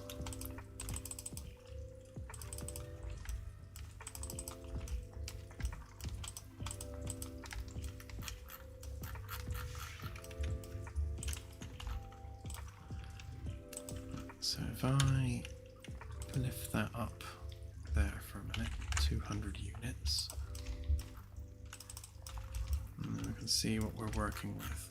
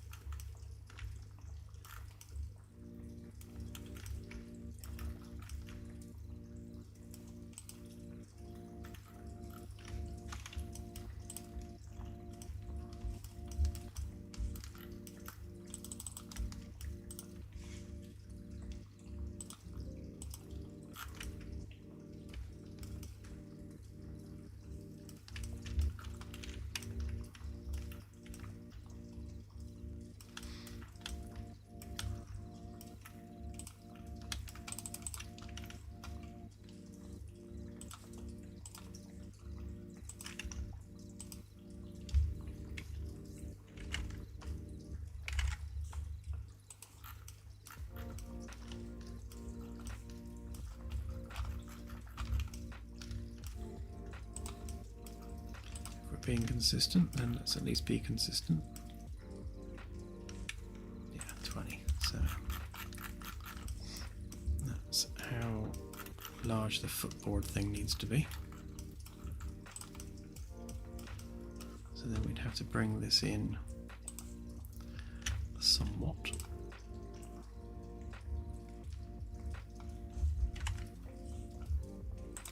Which it's not going to do, so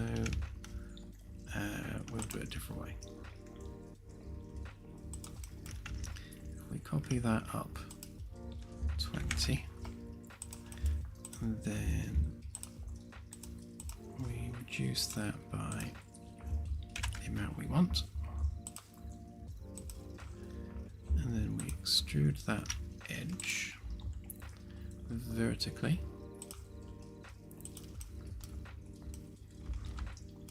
Let's make sure that we're through the floor.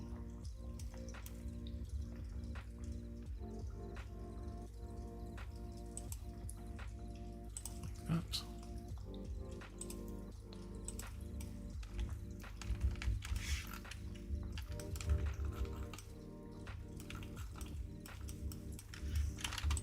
Get rid of that. Get rid of this in a sec. So set face with context.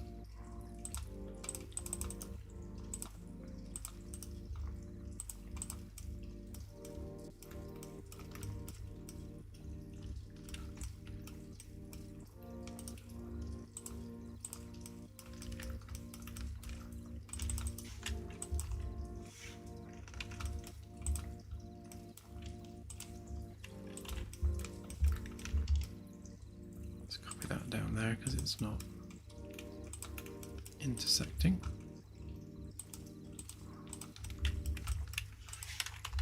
Oh, I see why.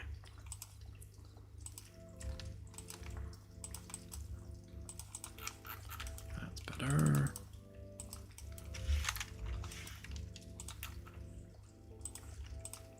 Right, and there's the bottom bit.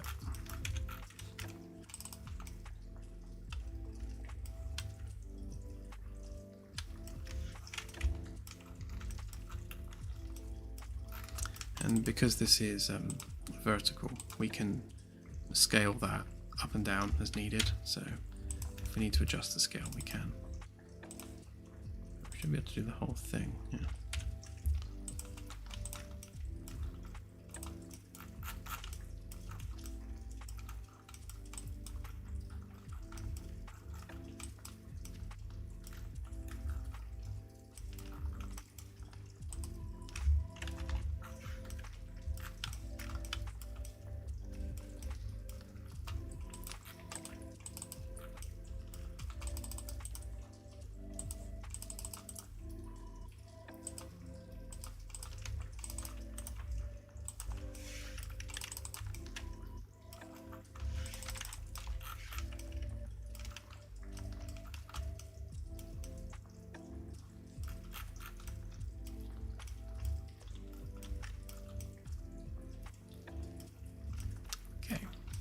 I think what we'll do is maybe even put like a little light under there, just to make it all nice like.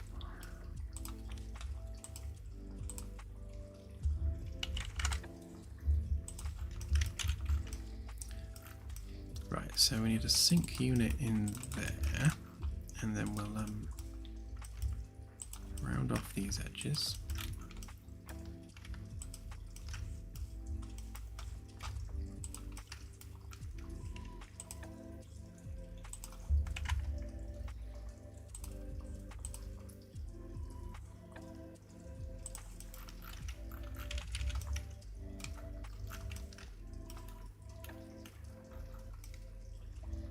Might need to make it slightly not quite so deep so that we can fit in a tap, unless we have the tap coming out on a ledge a little bit, which kind of might look quite cool.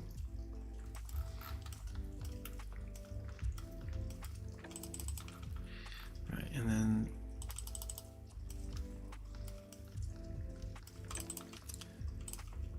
we just look up the standard hob size of it.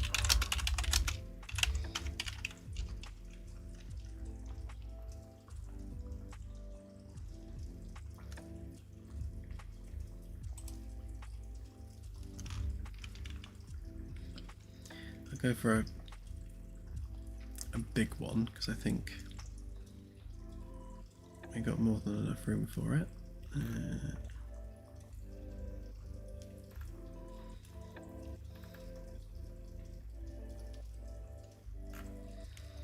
We'll go with an induction cooker.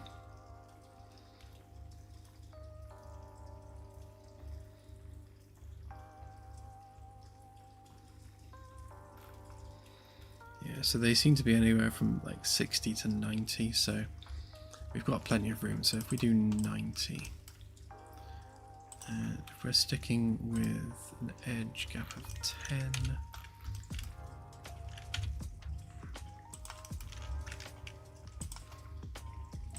so we'll go 10, 90, then 50, maybe not 50, that's probably a bit too deep, 40, 90.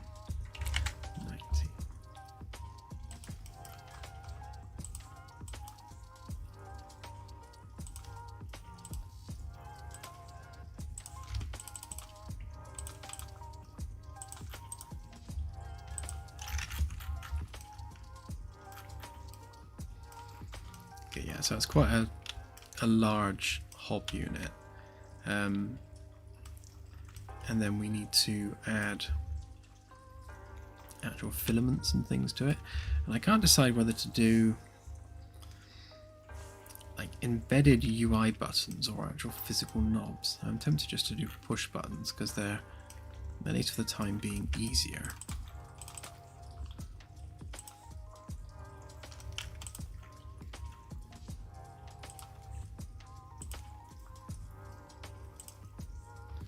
The same kind of rounding on the edges to make it look nice. Something like that.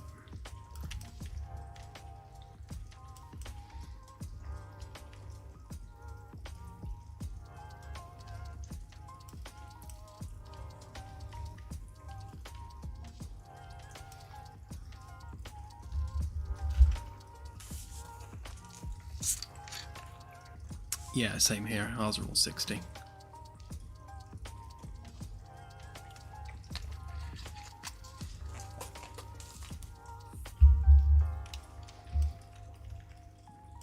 I was just thinking that, AJ. I don't think necessarily they're needed, but I mean, we definitely can't have the shelf above it. That would be silly. Now let's sort our axes out again. So hang on, do the group first.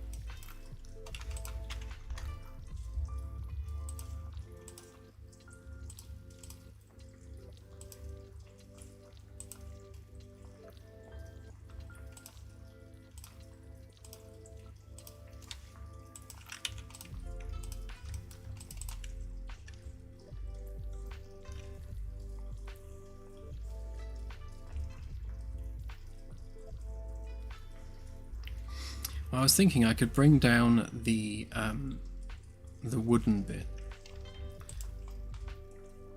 I'll show you what I mean.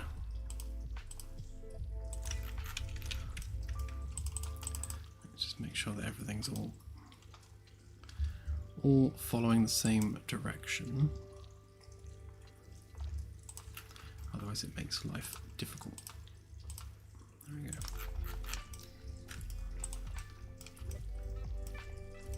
Hey, Jim. Oh, absolutely. Please do.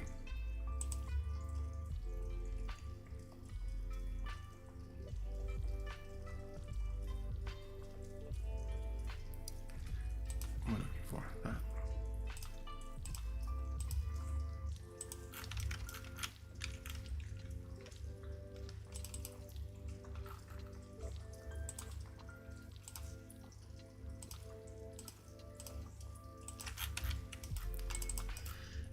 now it's easier to move stuff because we're moving it on straight lines.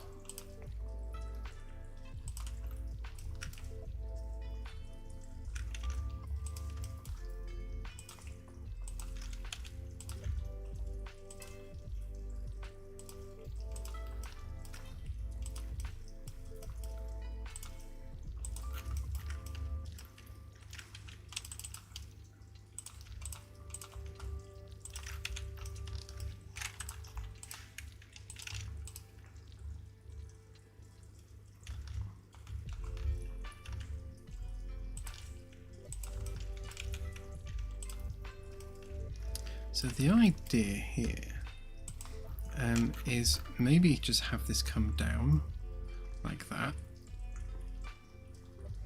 which breaks up the angles a little bit. So we just need to know, I guess, where the cooker is. So let's go on that long one first. So the middle of the cooker is there.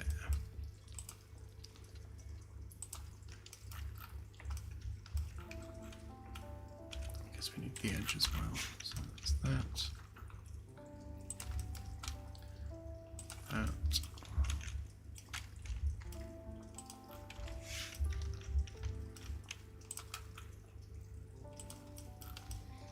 Right, so we know where the bottom needs to be.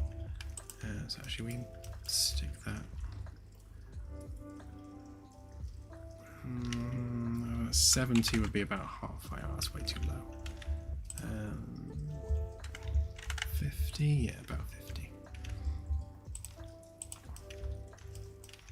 Okay, so the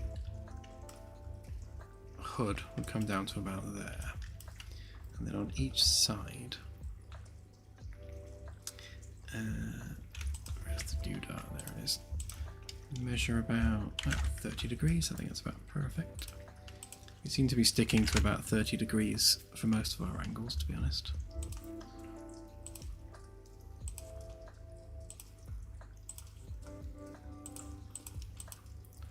Yeah, so we do that, and then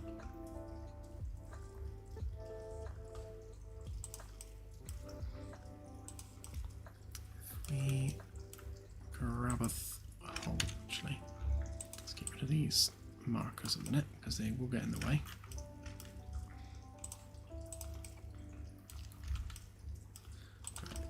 Drag that out to wherever the edge of that was. There.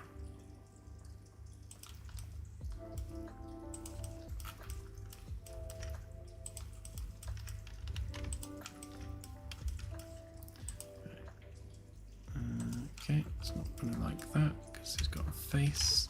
Get rid of the face, we should be able to do the edges.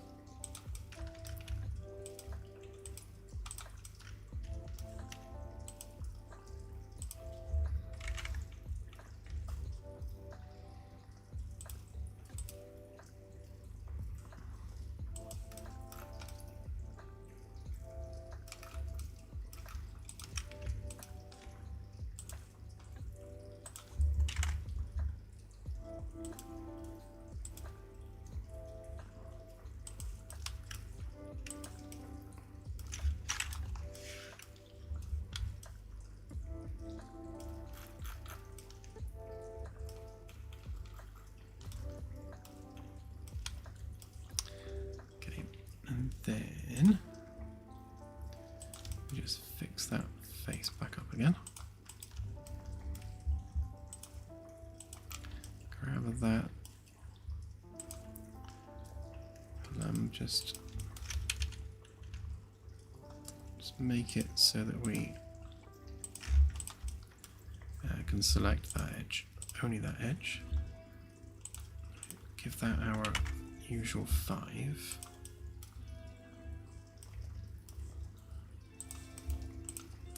So if we copy that bit out of the way a minute, because we're going to need that in a sec, and then drag that through to there.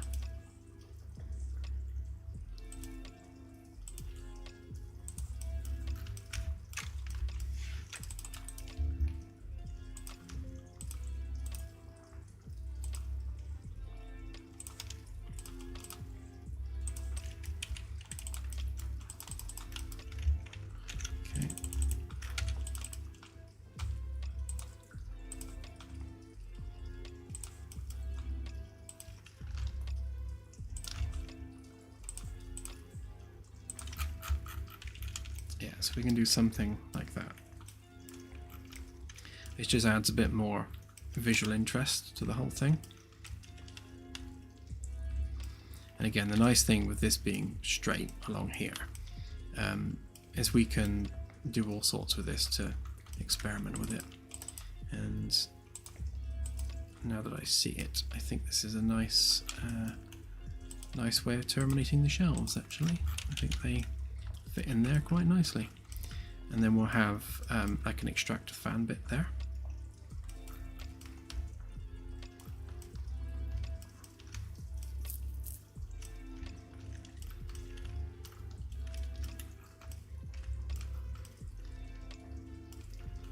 And I suppose we could also angle these up a little bit as well.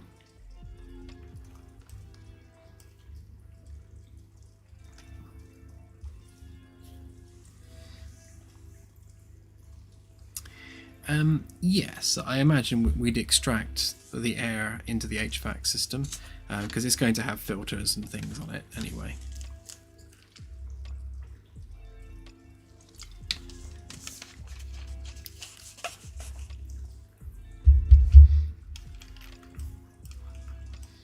We'll have like a UI on here as well, I think.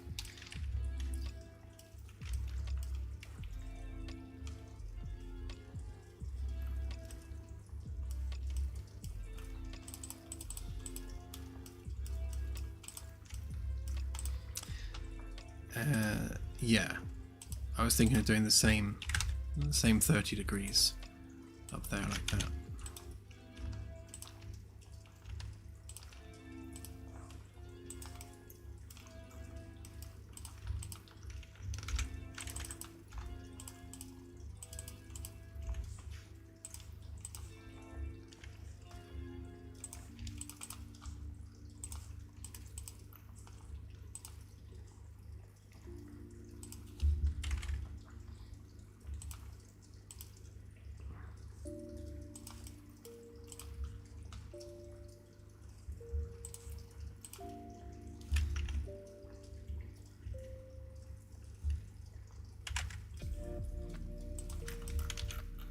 Yeah, something like that. Obviously, we'll mold it all in and blend it together.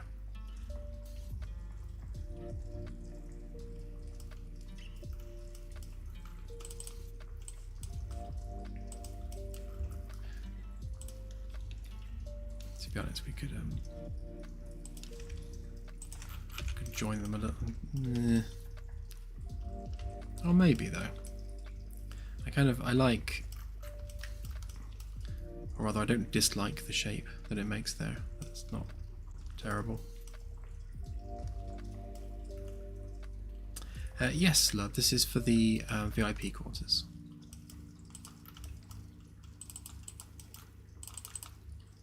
Let's flip that around a minute.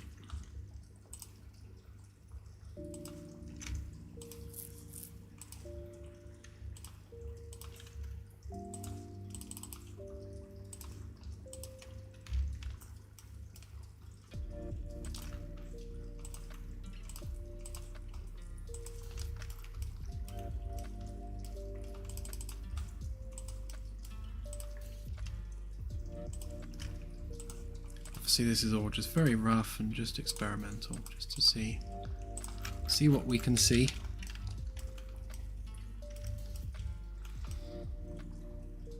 But yeah, I think it's going to look quite nice with you know, with LED lights and things on it as well.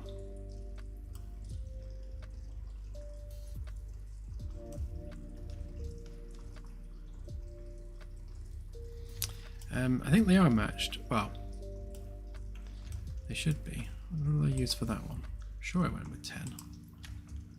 Yeah, 10. So this curve and this curve are in fact the same.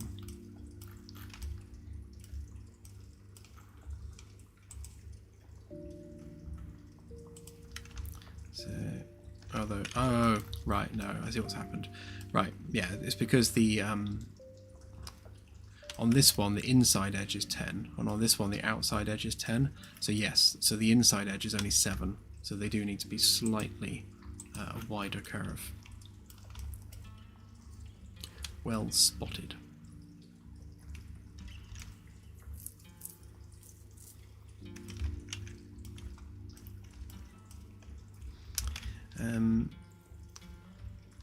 So we'll need to do something similar up here with the 3D printer.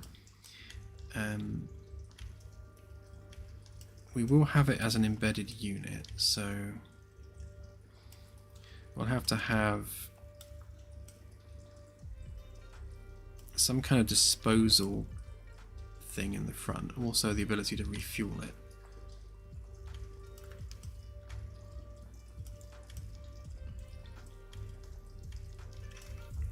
What we're going to do, at least for the organic 3D printers, is that we will have essentially canisters that contain the raw vegetable matter that we're using to do the 3D printing with.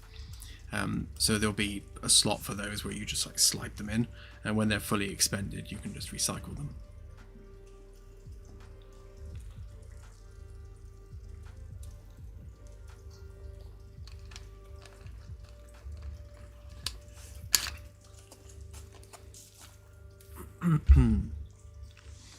We won't have a dishwasher, we will have a dish nuker. So it will just destroy the dishes. But yeah, we'll probably have an oven underneath the hob. Just looking at this a minute, just for interest's sake. So if I move that by 75, and then we do that as well by 75, then what we can do is we can actually embed the drinks machine in this end, which could be quite nice, because that would mean that the drinks machine would then be there, which I think is, as much as we could just put it on the other side of the wall, I'd prefer it being in the kitchen area. So we'll just have like the screen, the dispenser and everything all kind of like sunk into this. Yeah, that should work.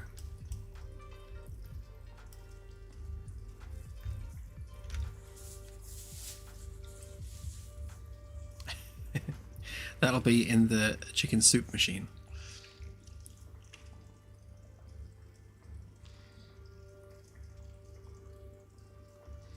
Potentially an ASCII. I'm going to have a look at how we go about doing that. The more we can make physical, the better, because we want everything, we need to be physicalized. Yeah, that was kind of my plan for the non-organic 3D printers. We'll have them connected to like a central system, because we won't have non-organic 3D printers in crew quarters. They'll be only in designated areas. The crew quarters will be like organic 3D printers only, and they just need the canisters to work.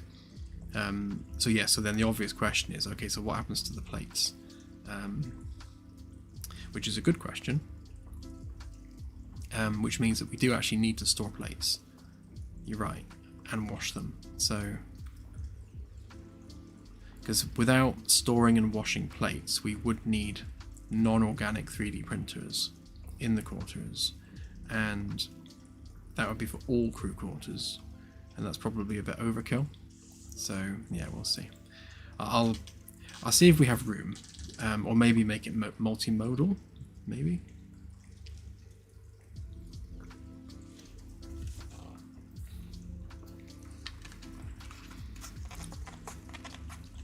I guess we want the creation of items to be easy, but not too easy.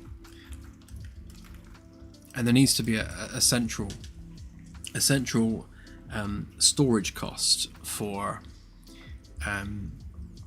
the things that we're printing out. So we know that oh, there goes YouTube crashing again. we know that we want to have storage bins for different elements on the periodic table, and the refinery is where those big storage bins are going to be located. So you take your little mining vessel out, you zap some asteroids, you extract the resources, go back to your refinery, all that stuff just gets pumped out the shuttle. We'll have some NPCs or robots or something doing the actual unloading. We'll just have some like pipes like plugged into the side of the shuttle to extract the resources, and that then becomes like the big storage bins where everything's stored. So all of the non-organic 3D printers basically need to take their resources from these big storage bins that hold all these elements in them. So we need to have like row upon row of big cylinders with like elemental symbols on them, so you know which one stores which.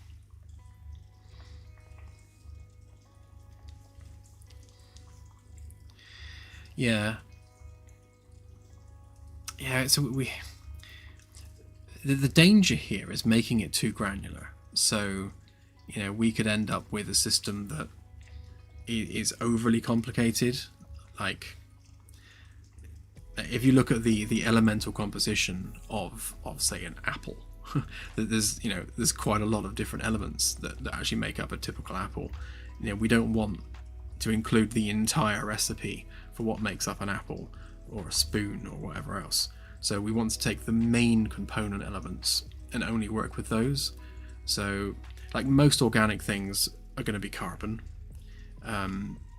Non-organic things, generally we can whittle it down to a few different metals and, you know, use silicon if it's a circuit board, and, you know, things like that, without going into the weeds of like really obscure elements.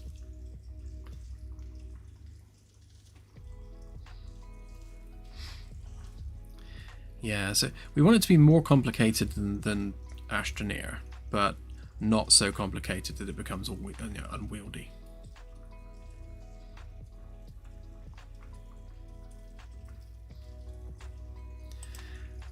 Hang on. I looked it up once.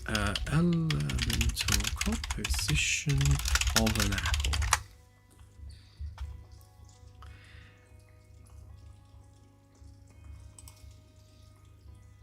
So apples are mostly water, 81 to 86%, but they also have iron, copper, manganese, sodium and zinc. An apple contains about 0.1 to 0.2 milligrams of iron. So yeah, it's that. I mean, like, so if we're 3D printing an apple, do we also need to start using up our iron, copper and zinc stores? Because technically an apple should have that in them. Or are we just saying an apple is organic, we're using the organic mass from our plant crop, which we compress into pellets, or do we just say that the organic printer pellets that we create have a scattering of things like iron, copper and zinc in them anyway, to just kind of cover all bases?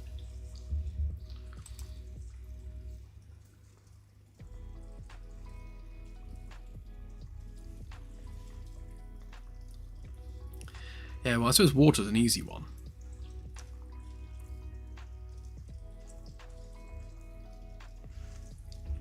Yeah, so the idea for the organic 3D printer is that, or rather the whole game loop surrounding that, is that the hydroponics grows the plants.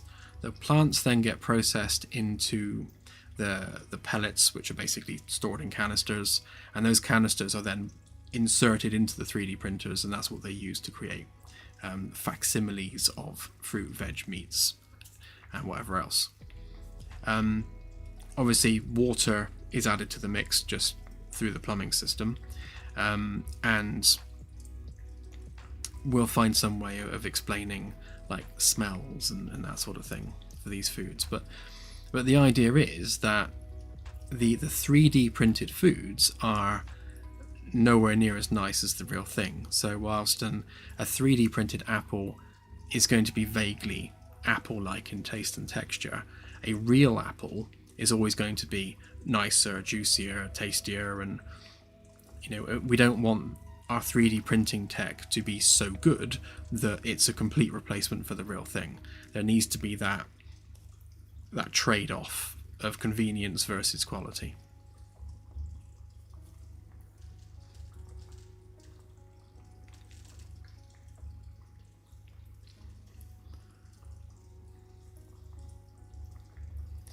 Yeah, I mean, we are sci-fiing this in that sense, because the way that the tech works is we take nutrient dense plants and we rejumble the physical matter from those plants to basically assemble something that looks and feels like a steak, although isn't a steak. It's some kind of plant-based alternative, and through the structure of the item, like the atomic structure of the item versus the water content, you can create facsimiles of fruit and veg. It's going to be raw, obviously, when it's printed. So the job of the chef aboard the ship is to take this raw food, like a 3D printed potato, and then actually do something with it to make it palatable. So, you wouldn't be, for the most part, 3D printing stuff and just immediately eating it, because essentially it's ingredients that you're printing, not finished meals. So we're not going down the road of the way it works in Star Trek, where you just say, I want a bowl of soup, and you get a piping hot bowl of soup in a bowl already with a spoon in it, and you just walk off with your bowl of soup. This would be, okay, so here's the ingredients for soup, go make soup. It's kind of, we're making it more simplistic and less kind of futury.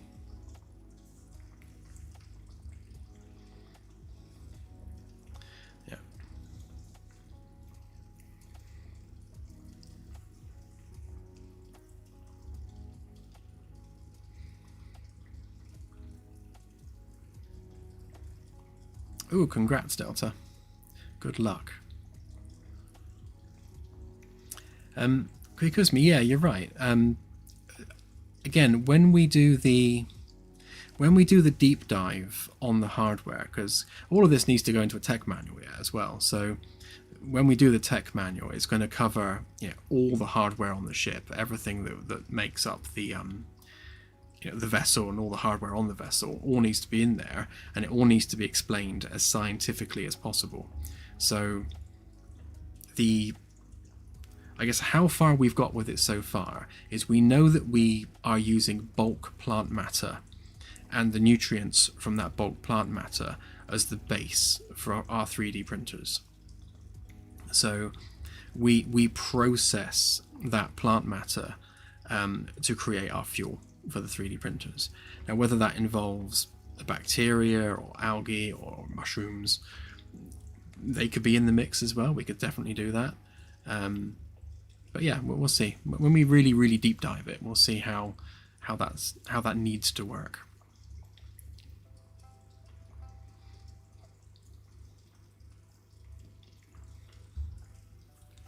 But again, the organic 3D printers are completely separate from the non-organic ones. They will work differently.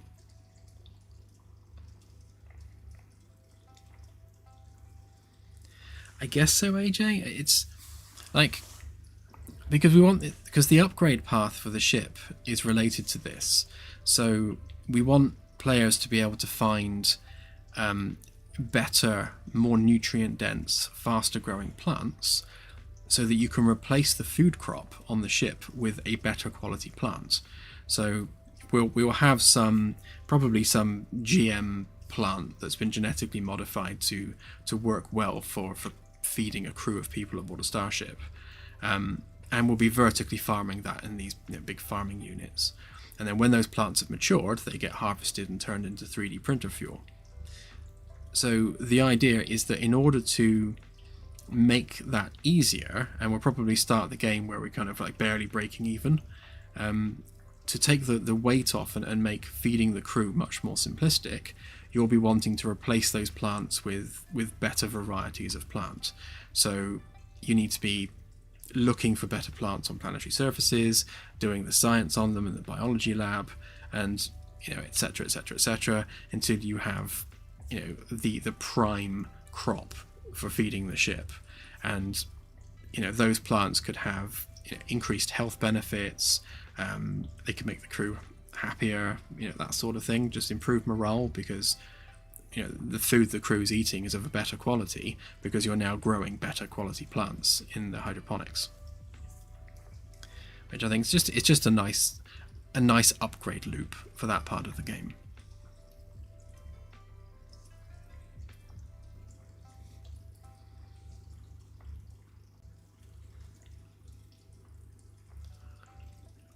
Yeah.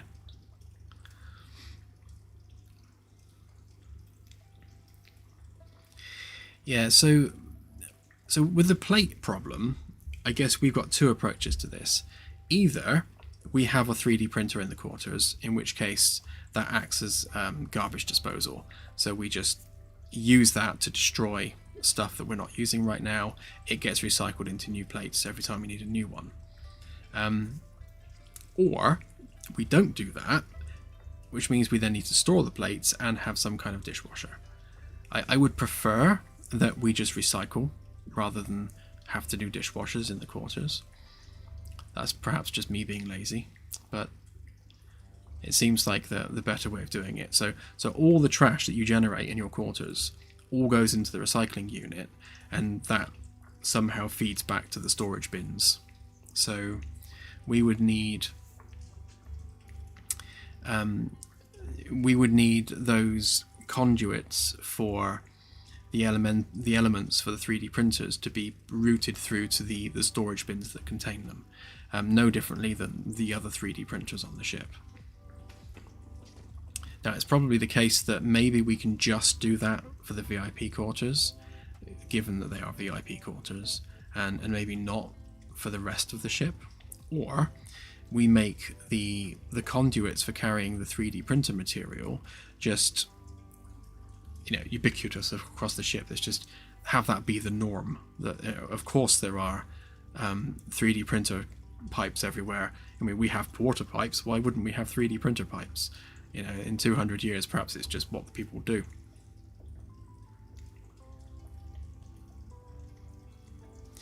Yeah, and you're right, AJ. There's also a middleman option where you have fuel canisters and waste canisters, and that they have to actually be managed aboard the ship, which is another approach to it. Yeah, and then have that as part of the deck crew or the janitorial crew gameplay side of things, where you're going around literally emptying bins. Top quality gameplay, emptying bins.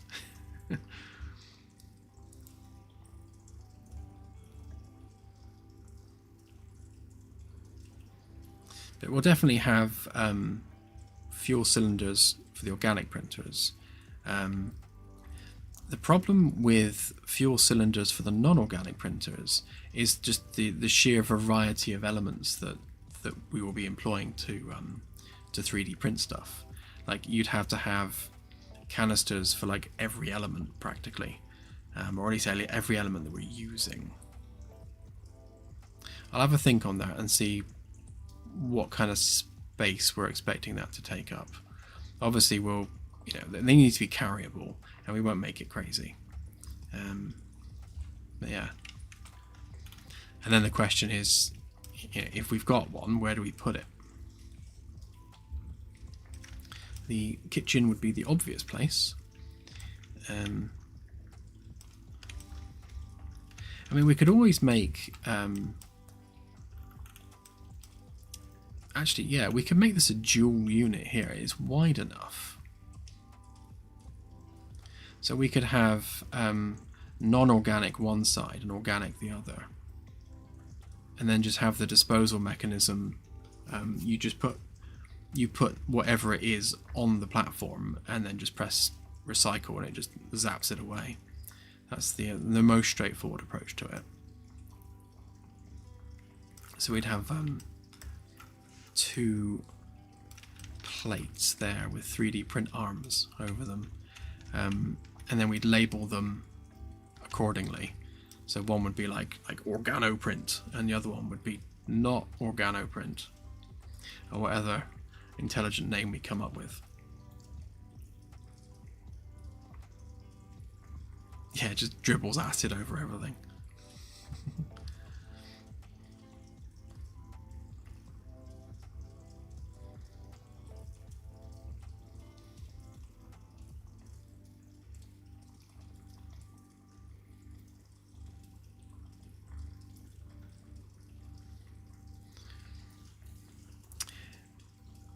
Yeah, exactly, Mojin, because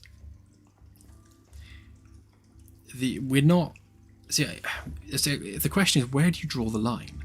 Like, we're at the moment we're drawing the line on creating atomic structure. So we can't create atoms; we can simply move them around. So, like, in order to print out a bar of gold, you need to have gold atoms already so that you can arrange them in the shape of a bar of gold. We can't just take water and then, you know, add stuff to it to make gold. What even is gold made of?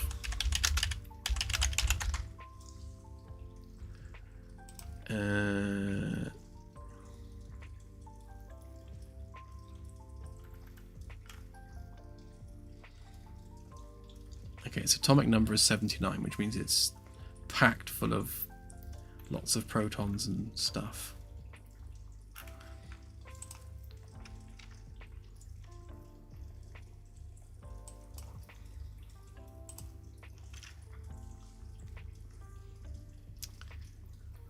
Why can I not see how many?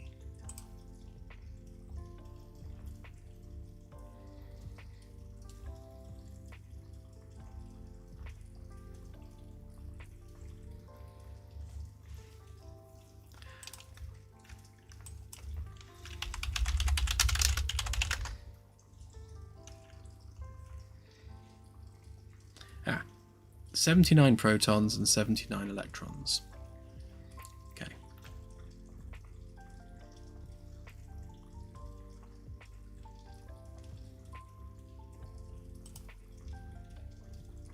Oh, and it depends on the isotope, because of course it depends on the isotope.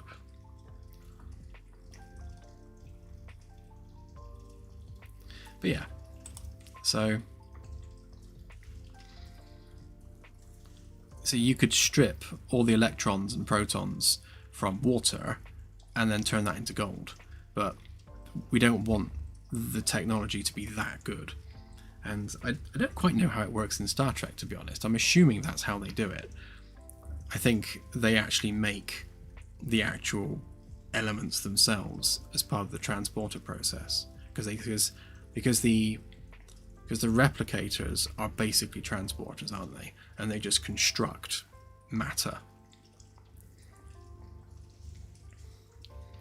But yeah, we're not doing that. So what we're doing is we're taking a cup of gold and pouring it into a bar shape, or some cup of carbon and some cup of copper and zinc, and mixing them together and making an apple.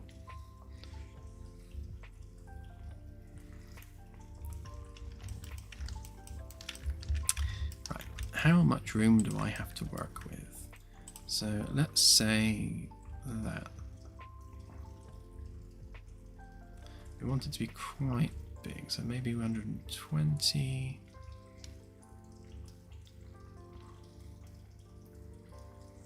Yeah, so if we say 60 centimeters per unit.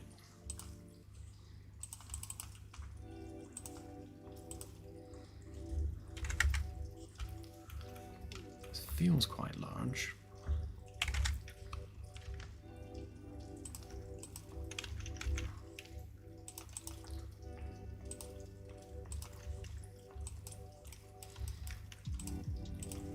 I guess I made the other ones circular. You could maybe make them circular.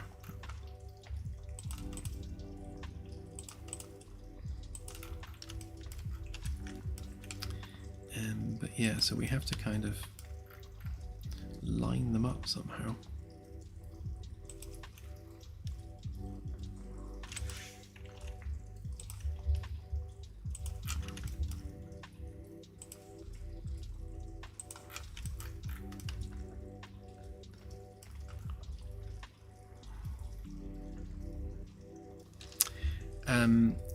Yes, I don't see why not, Christopher. I think that's basically how we need them to work. So if you have, I suppose, lots of pencils, you could make a diamond out of them if you extract all the carbon and then rearrange that carbon in the appropriate crystal structure.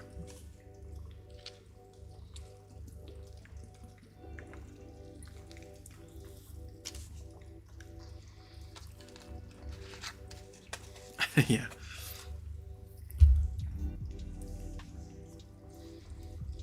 Yeah, I'm also I'm sure I read or saw somewhere that, like, if you go on a holodeck in Star Trek and you walk up to a bar and order a sandwich, then it's literally replicating a sandwich, so that the sandwich you're eating on the holodeck is a real replicated sandwich because it's got a replicator built into the holodeck system. I believe, as I understand it. So I'm just going to group that actually so we're getting our axes properly aligned.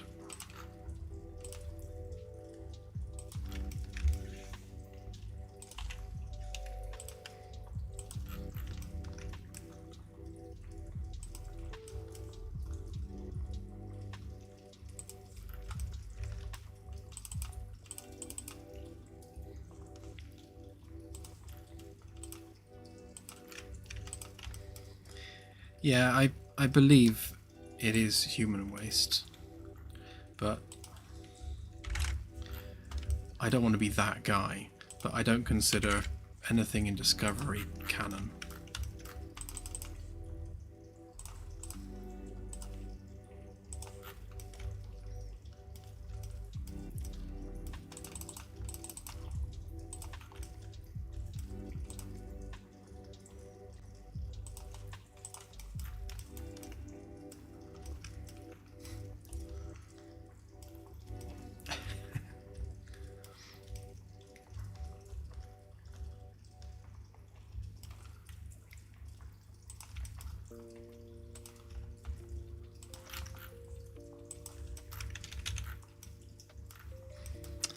I would say that is more than enough room for 2 3D printers there.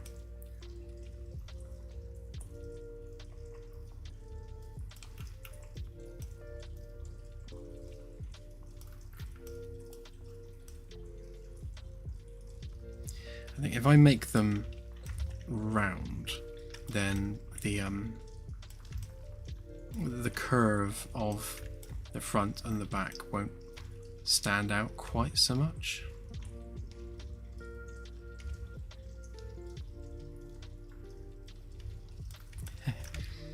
Well, as it stands right now, the great plate debate is going to be having a dual 3D printer. So we've got, we'll do organic one side and then non-organic the other. And we'll also have it as waste disposal as well. So you'll simply place your dirty plates on the pad, press a button, and it will evaporate them away into a fuel canister, which can either be reused for making new plates or disposed of elsewhere.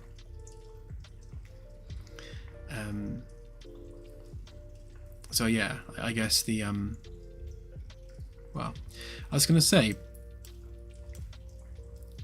if you are trying to dispose of organic matter, like your hand, on this one, like it needs to kind of come up with some kind of an error and say, you know, this is organic, it needs to go on the other pad. But then a plate covered in leftover food is going to be covered in organic, so perhaps it just splits up the organic stuff as well into its individual elements.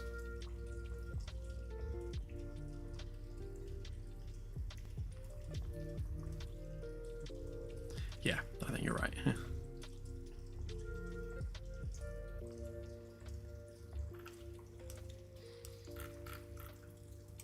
Yeah, so that works as a mechanic, but the question with that is fueling the thing. So we can have like a circular or a couple of circular canister slots here, so that you literally pick up a canister and slide it on into the unit, and that becomes the fuel source, and we'll have like a fuel gauge on it and stuff, so we can see just how much is being used. But we need a non-organic one as well. Now it might be that we have, and this could be a way around it actually, is we have a limited selection of non-organic things that can be printed on the non-organic printer, and have the fuel canister for that specifically geared towards that. So the fuel canister has the things you would need to print the stuff that it allows you to print. So you can print knives, forks, bowls, plates, all that sort of stuff, but it wouldn't let you print out a gun or a battery.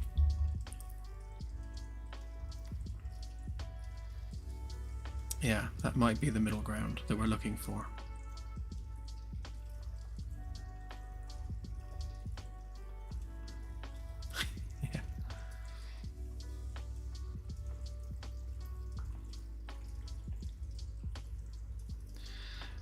You're right, yeah. I mean, a dishwasher would use a lot less energy, but energy is essentially free on this ship because you know, the fusion reactor is providing more than enough energy for the vessel, and the fuel just comes from scooping gas giants. So it's, yeah, your only resource is electricity, and electricity is basically a solved problem in our game, at least.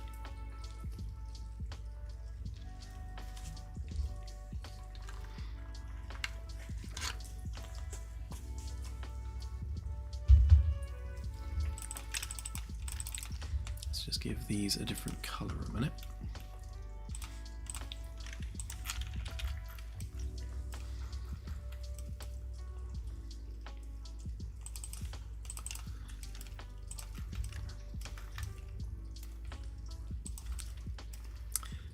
Oh yeah, I don't doubt it. That was just an example, really. But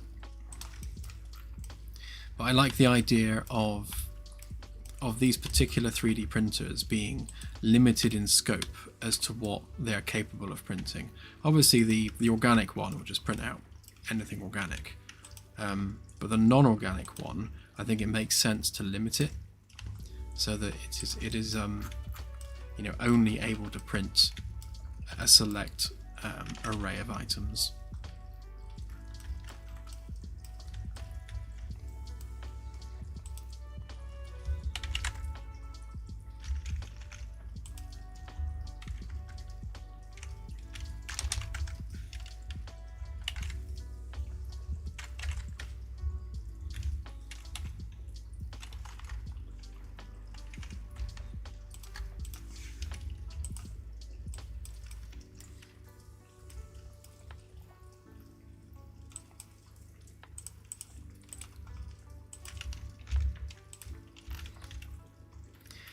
Yeah, well, the rationale behind that is because of the fuel supply problem.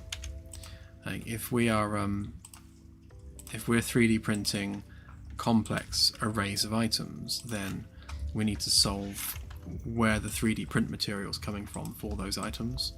Whereas if we restrict what items can be printed, then we no longer have a resource supply problem, because we simply only give the machines what they need to print out those specific things.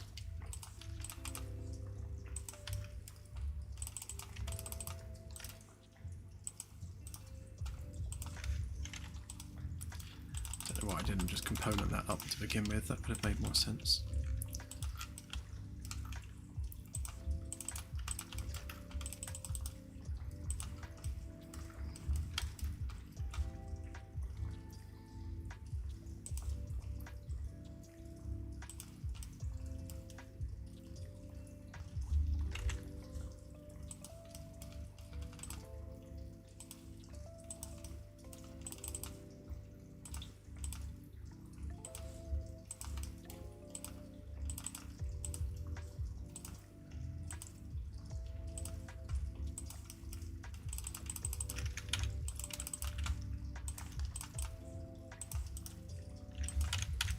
something like that.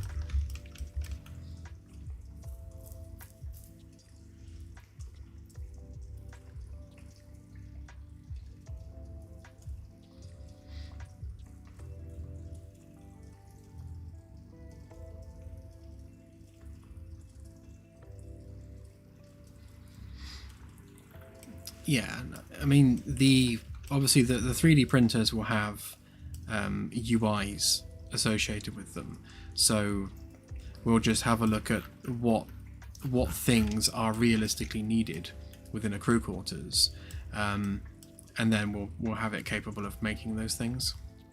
Like, there's not enough room to print out a duvet or a pillow, but you know, it can make cups and plates and mugs and stuff.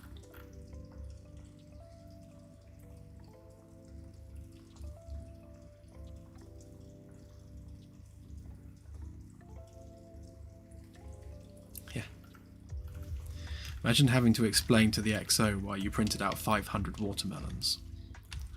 It's like, I just really like watermelons.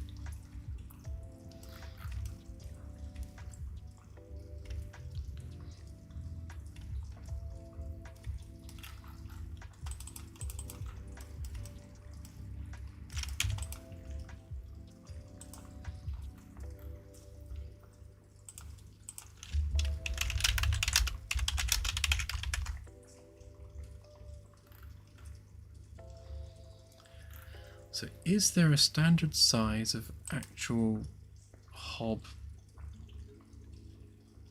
circles? Or do we even need them to be different?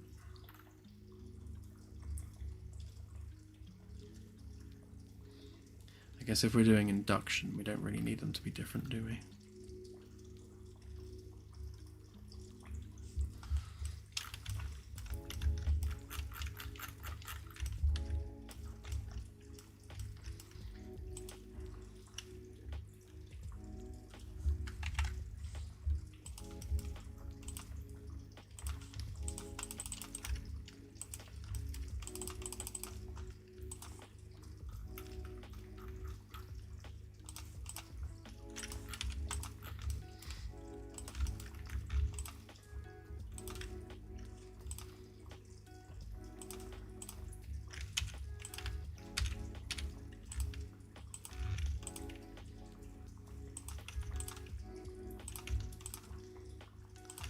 This unit strikes me as being probably a bit too big, to be honest.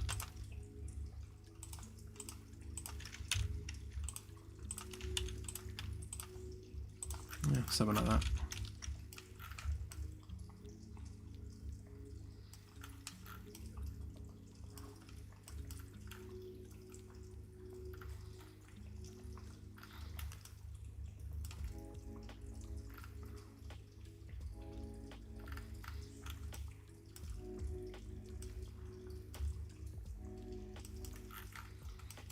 Okay, so underneath here then, all of this is going to have to be 3D print hardware, fuel canisters, and the access panel to get in there and fix it.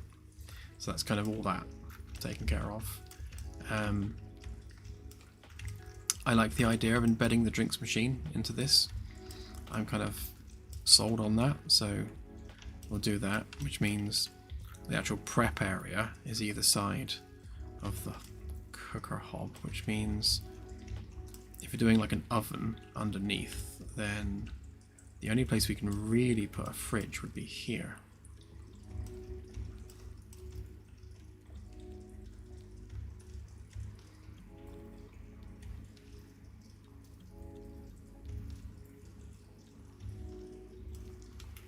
If that doesn't need to be quite that big, then there's even more room for a fridge.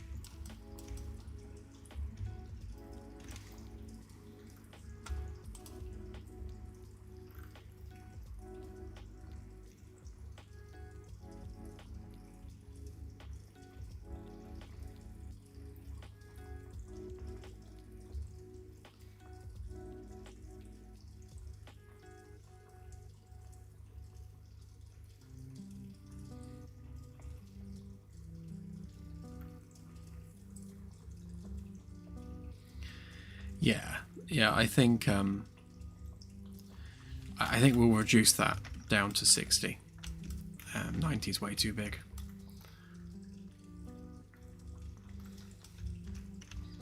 Well, pots and pans is easy because we have shelves. So I think we'll shelve a lot of it.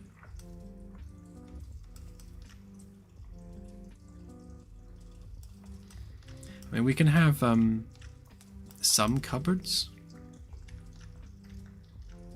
I imagine we're definitely going to need some kind of an oven under there for bakables, but yeah. Keep thinking about a microwave as well. We can maybe have a countertop one, but I shall keep thinking on the problem.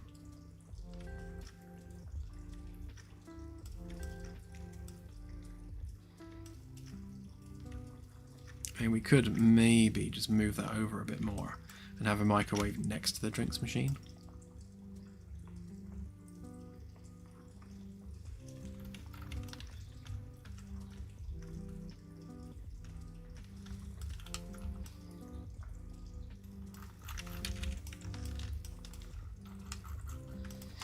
Let's have a quick look at exactly that a minute. So actually let's get Mr. Height Marker and see where that needs to be.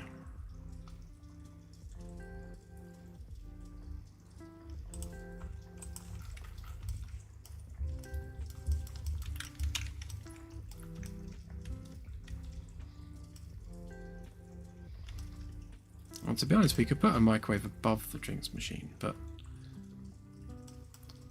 no, it's going to be too high up there.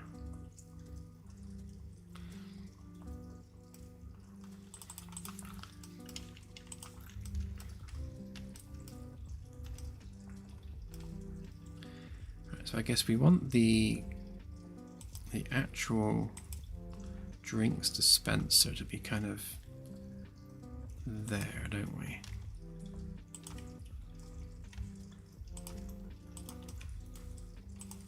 So that would be like the hole that forms that.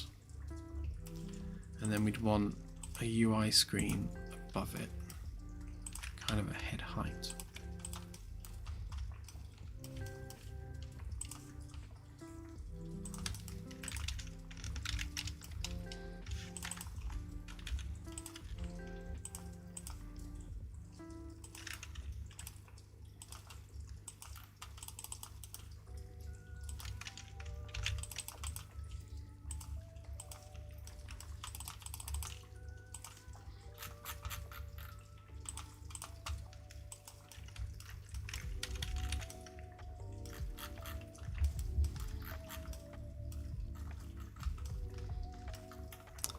This, but aligned better.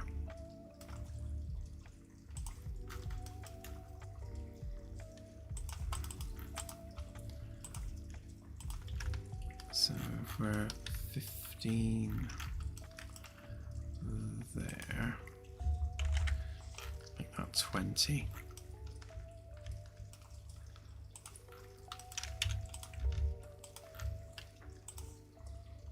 And then 20 would be to there.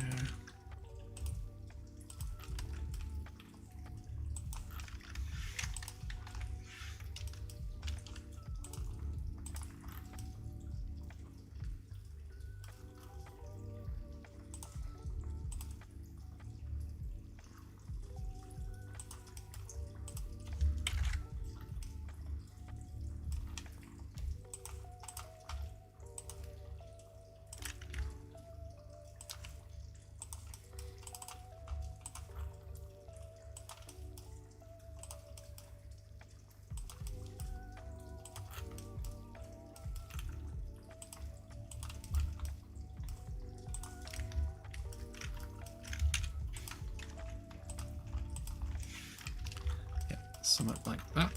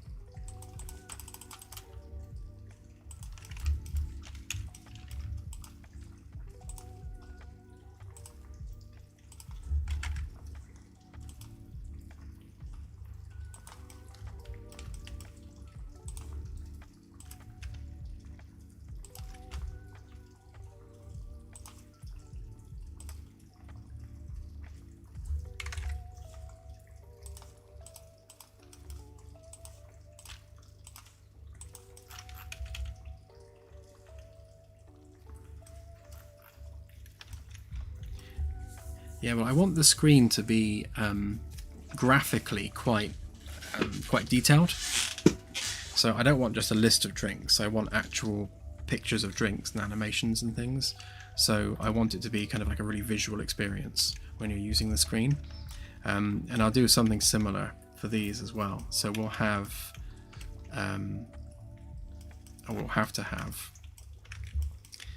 embedded screens on here. So we're going to have, this is going to have to come down at an angle with some screens embedded into it, just like this one, so that we can do pictures of the produce, pictures of the thing you're printing, and make it all nice and lovely to look at.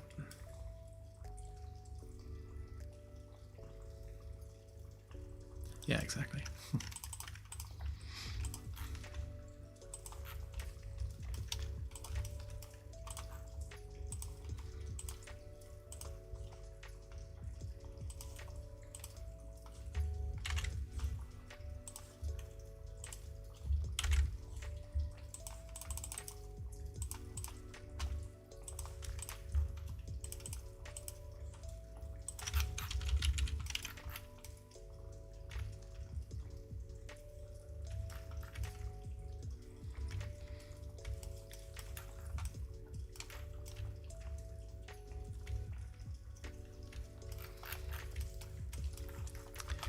Let's make a sink and then we can put it in engine and have a look.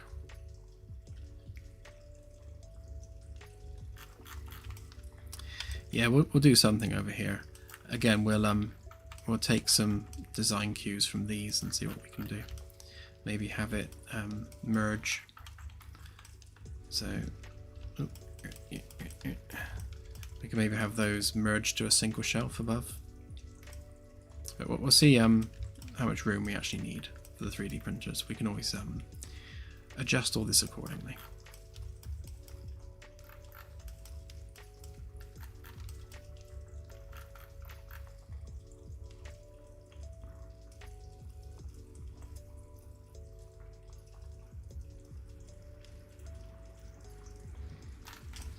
Yeah, well, all of the drinks, like milk, will be very much like the 3D printed food. We will have 3D chemically created fluids.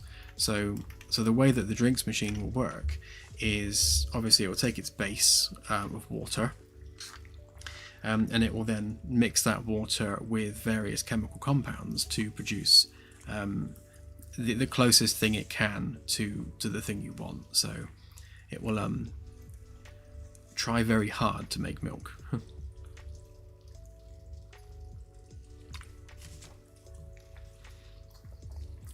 Same with like alcohols and things. The machine knows the chemical recipe for alcohol, so it will be able to sort that out. And we'll probably have it dispense glasses as well. I suppose that's something else we can use it for. So when you order a drink, it actually like spits out a glass and then pours the drink. And so we'll have like nozzles up here. In fact, let's add a nozzle, shall we? While we're talking about it, let's add it.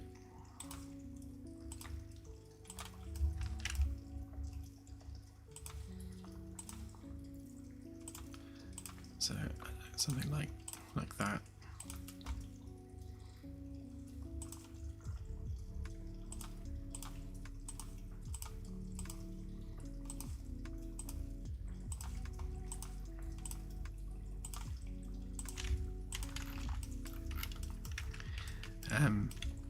Yeah, and it'll probably have like multiple heads on it. To be honest, yeah, this could be ice maker as well. So the head that does the actual pouring and printing and stuff will have like an ice chute in it as well. So and the unit can just make ice. I mean, fridges can do that, it's easy. So it will make ice, and it will you'll be able to select on the UI whether you want ice or not, and it will just kind of put it in.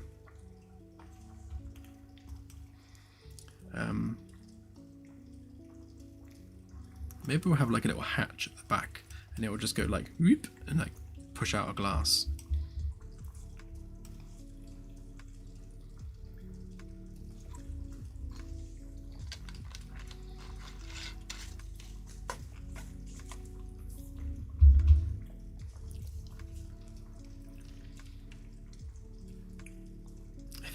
Yeah.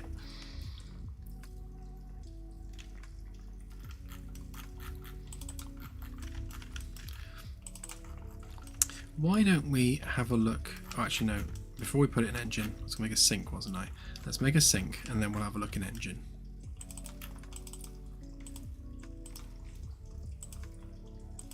So we need to take that edge that we've got there, and then what's the best way of doing this? Let's just give it a face so we can work on it. So we have it come out a little bit, and then we'll go down too much, something like that.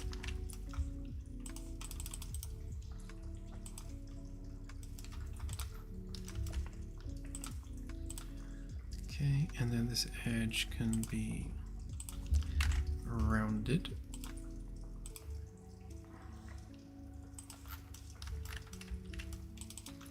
And then this edge can be more rounded.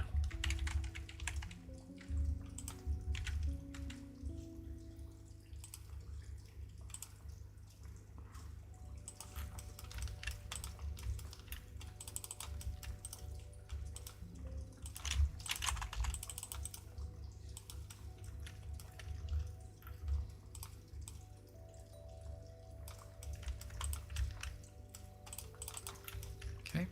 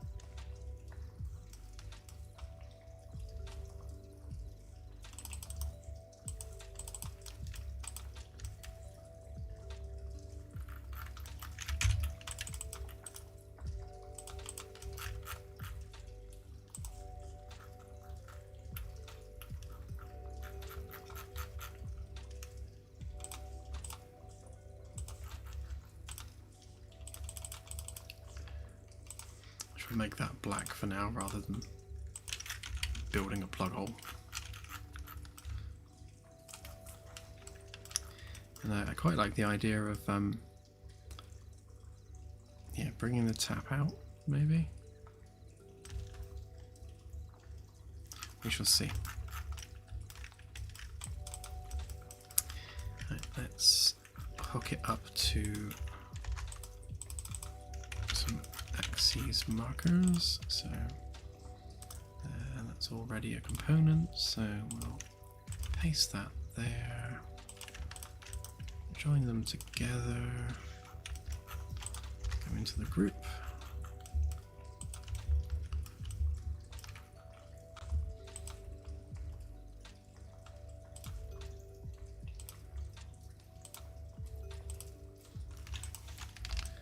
Okay, and then a component.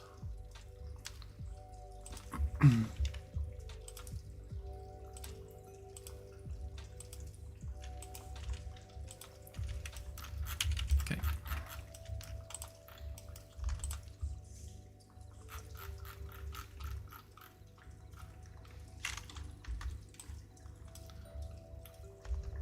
What's that doing all the way over there?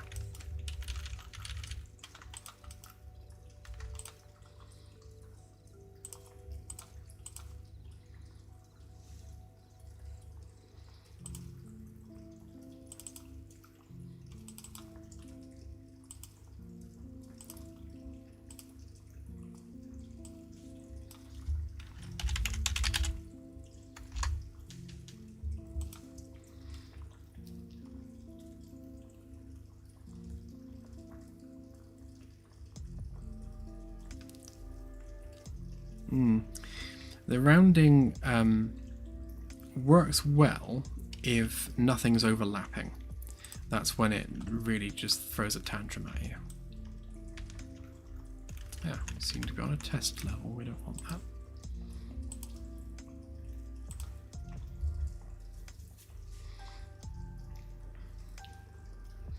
Hey, Lapis.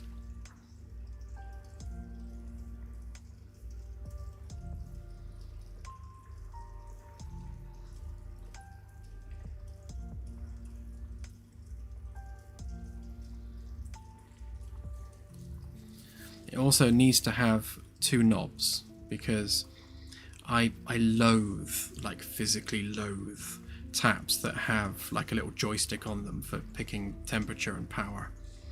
I can never get the perfect angle of power and temperature. It's so much easier just to do a little bit of hot, a little bit of cold, and now it's the right temperature.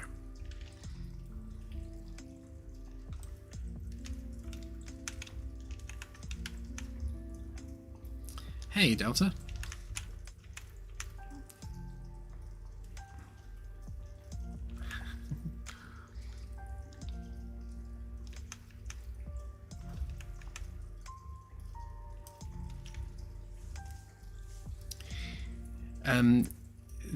The idea, Jamo, is that 90% of the time, well, in fact 100% of the time, unless you can be bothered to do it yourself, you would be going to the mess hall where they would be doing it for you. So the way that food works in the game is that organic 3D printers print out raw materials, and only the raw materials. They don't print out cooked, ready-to-eat meals.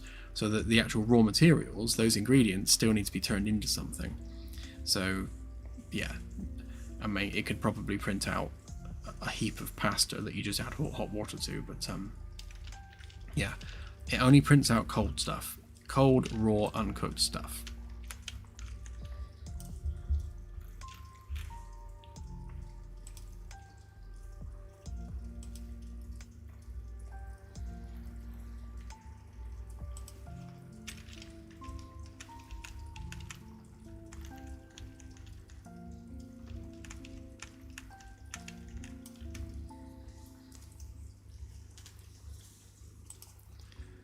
It would help if I actually imported the mesh, wouldn't it?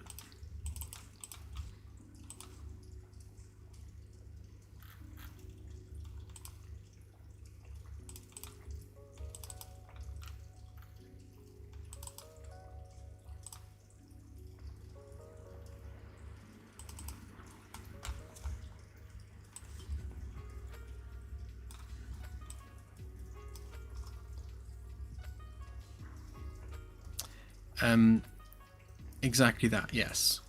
So if you really want a burger, then you would be 3D printing the patty for the burger and the bread, and then obviously cooking the raw patty. So the bread that comes out should be as bread-like as the 3D printer can make it, and then the patty would basically be raw meat.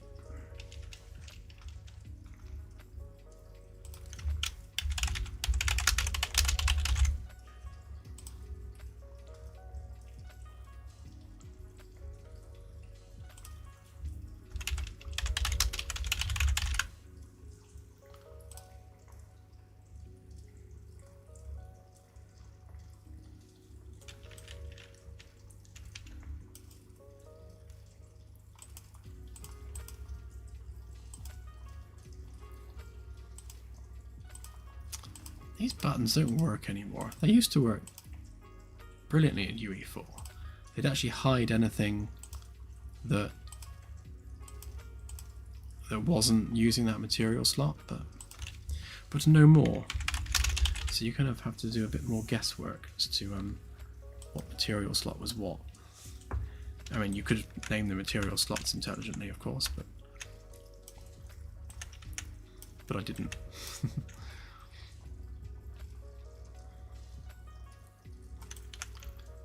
That one was graphite, or was that one?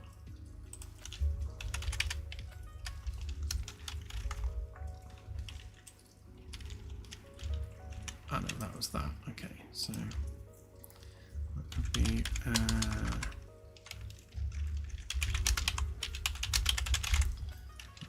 that one.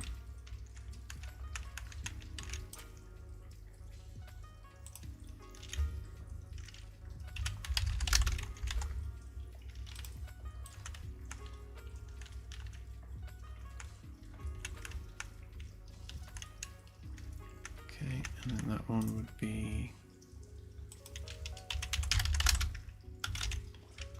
that one. Yeah, there we go. It's that one.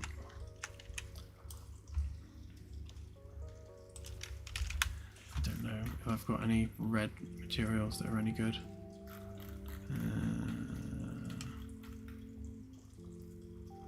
Plain red, that'll do.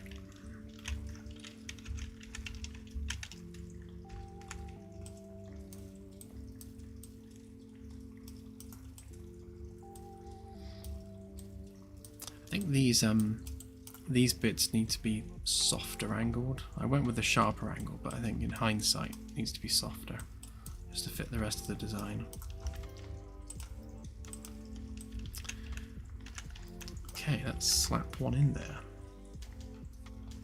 So B-deck interior walls. Not that one.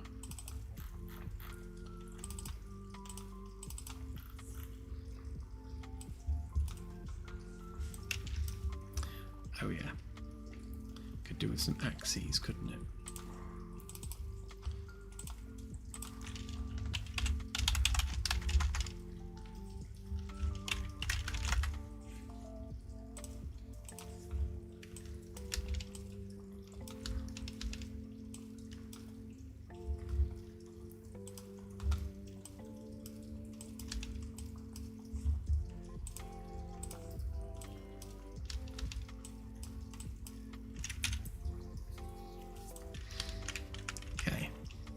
There we go.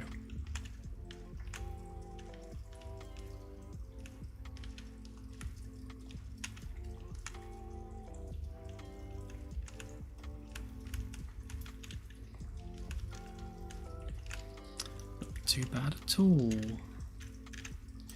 Right, let's up the graphics a little bit because we're in potato mode.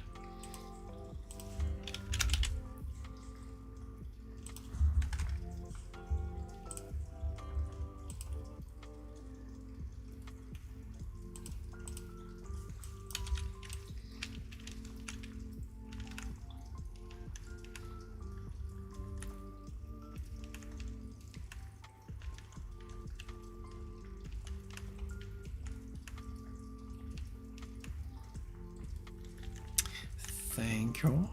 I think we'll make it look more great with some lighting.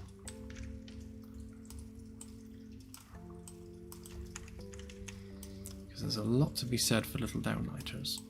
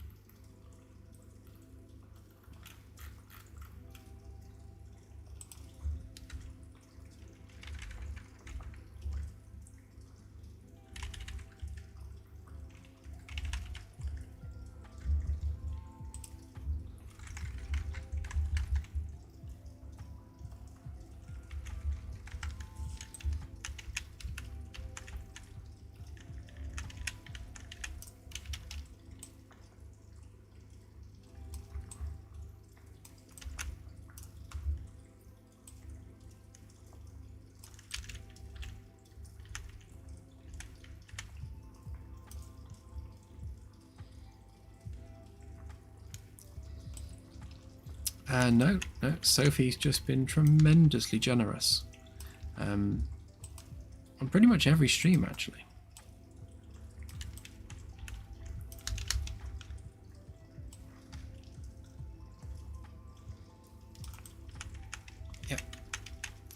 Sophie is being pretty amazing.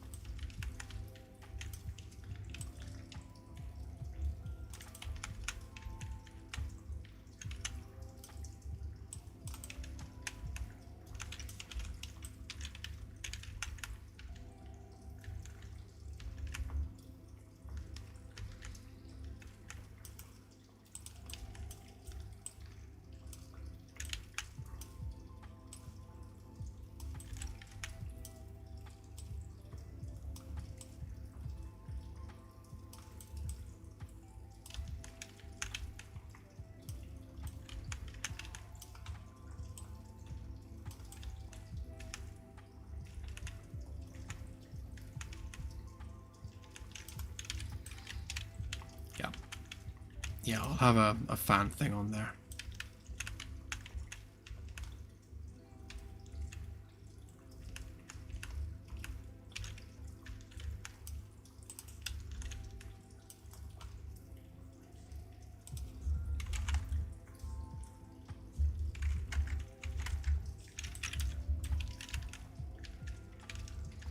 So yeah, something like that, I think.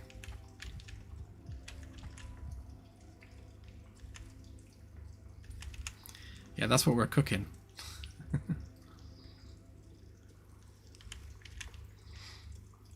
Now I'll have it maybe more towards the back. Like that. So my hob actually has a similar thing. So it's got like the grill for the fan, but it's got like lights behind it shining down.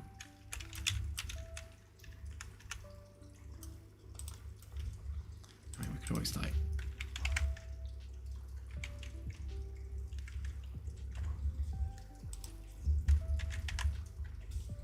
do something like that, which would be more accurate.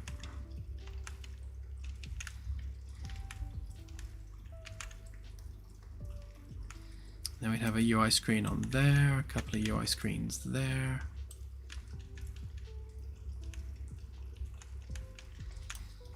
These need moving up actually, because they're not where they should be.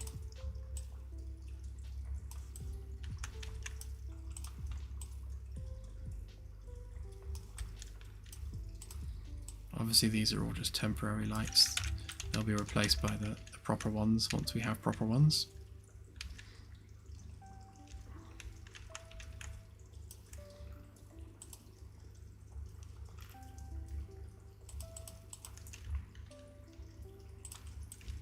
Right, let's copy that into the other rooms.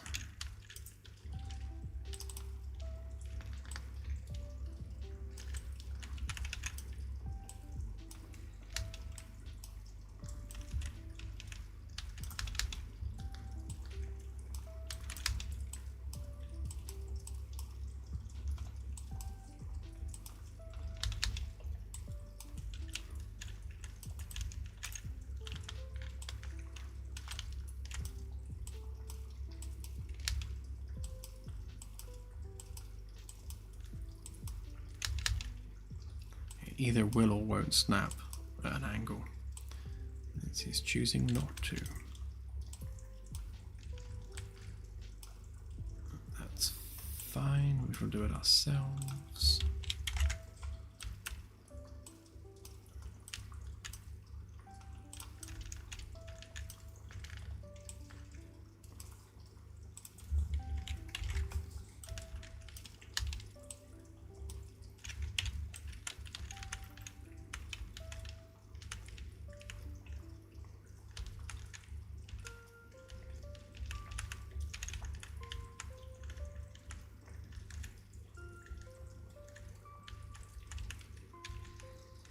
Yeah, that's not too bad, is it?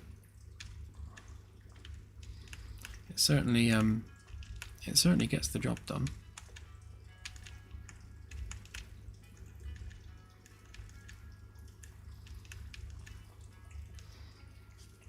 Yeah, Friday stream will indeed be random.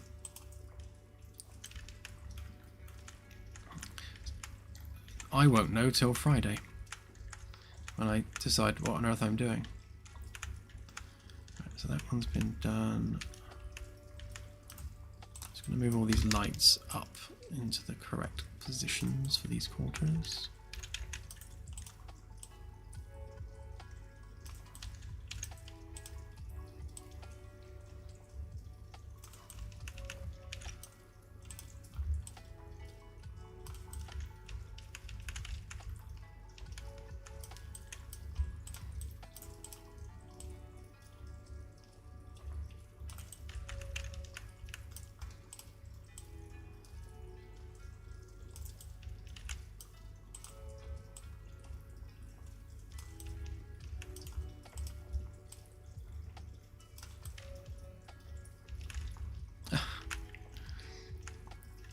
Reslick is, thank you.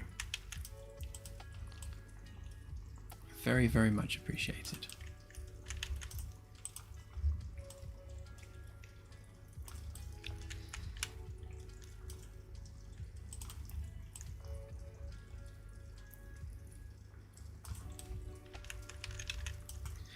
No, AJ, they didn't. I'll have to add each one manually, but I won't do that now. It's a job for the future. What I'll do is when I actually implement this properly, each unit is going to be a separate object, so I need to chop them down the middle. So like the sink unit is going to be a separate unit, the cooker bit is a separate unit, and then the drinks bit's a separate unit. Yeah, I'll probably cut down there and down there, and then each one of these units will have its own power feed and lighting setup, and they'll be managed individually.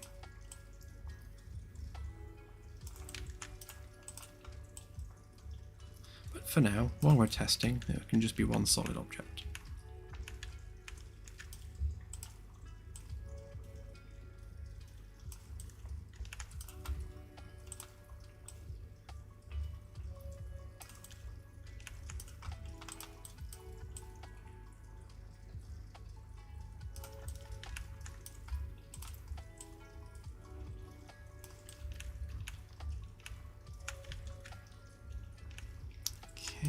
I didn't do these ones either, typically.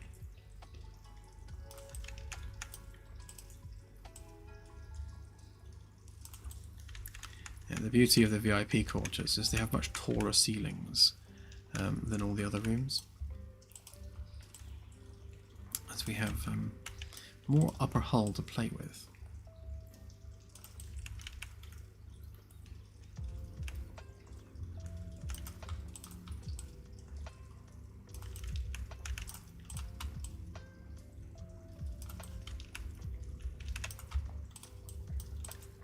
Quite looking forward to getting the ceilings done properly. Actually, get the final design in here, work out what we're actually doing with the ceiling space.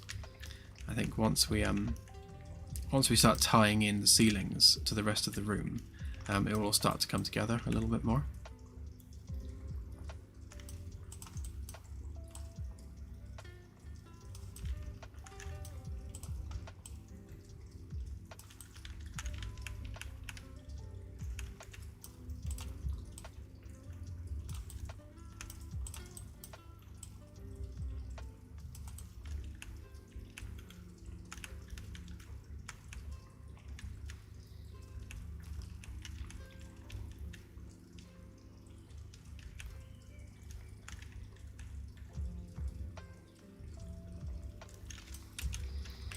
Yeah, so the VIP quarters get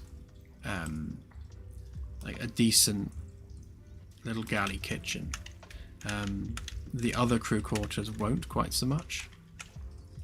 I mean, they'll have a little bit of usable space, but not like this. This is an extremely well appointed crew quarters compared to the rest of them.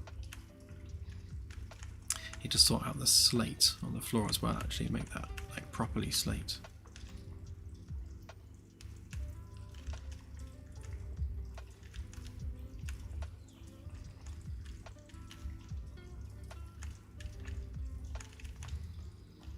I am still debating a little freestanding unit there, but it's just, I think once we've got the chairs in, there just won't be room for it. I think it's just going to get in the way. But this feels a nice size. Let's run around it and find out.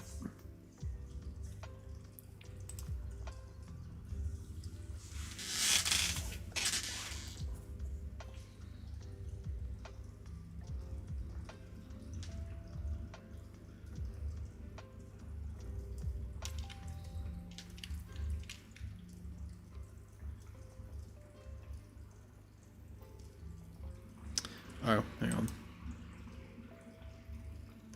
Yes, it'll be in the dev build.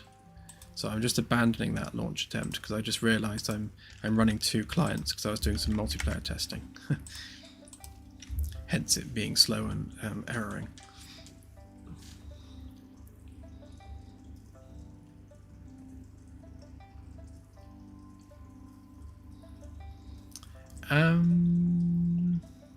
I need to test a couple of things because I've been trying to fix a whole bunch of multiplayer stuff today, which invariably means breaking stuff to fix it. So I just need to make sure that everything is like working still, and if it is, I'll put a build out.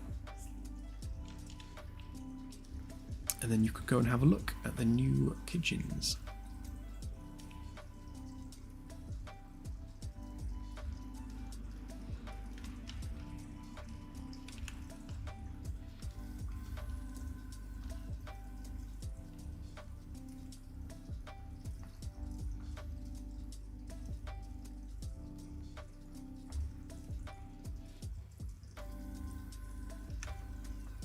There seems to be a shuttle parked in this room for some reason.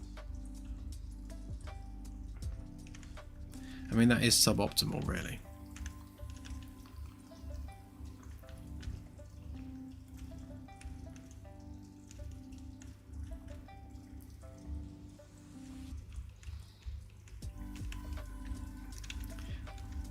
I like how the fire reflects off everything. That's a nice effect.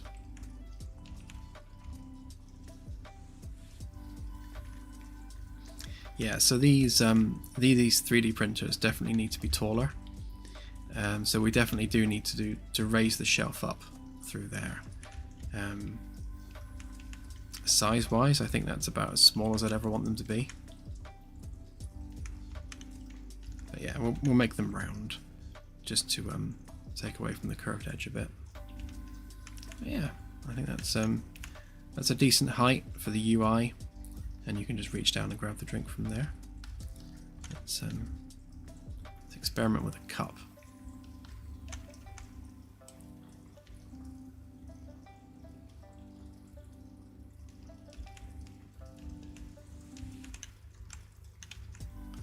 Oh yeah, I've neglected to add collisions. Hang on.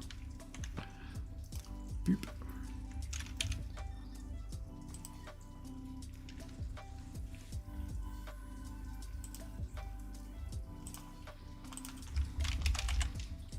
I'll use the nanite fallback collisions for now.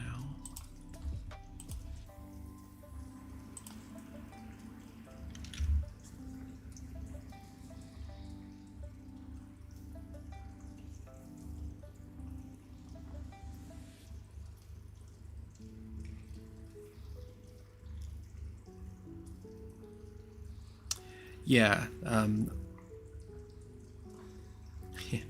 I neglect to add collisions all the time. Yeah, I'll have a look actually, see how low down they are.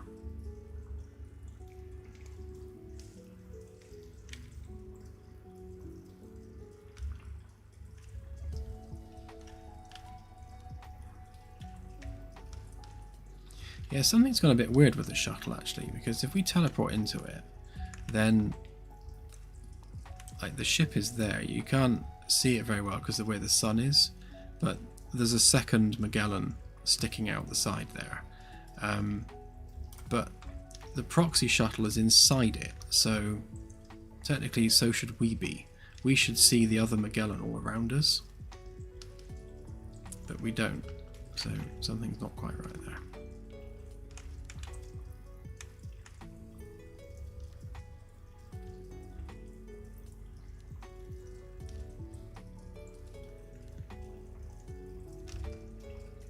Okay, taking my mug.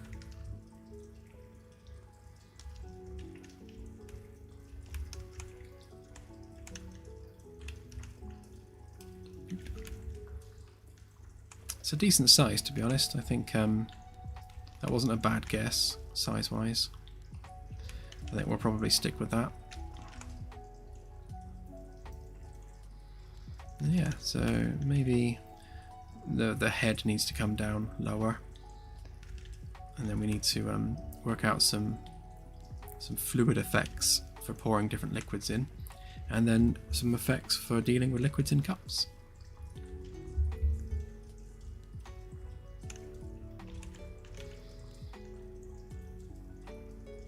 Yeah, that might be a little bit low, actually, you're right. So I think what we might end up doing here is maybe just raise this section up slightly.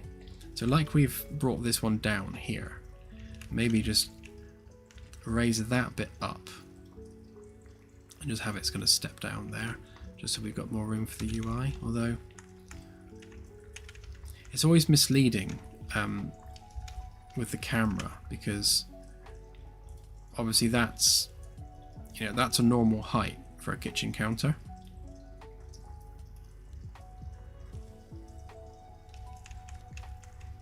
Let's check the sink while we're here.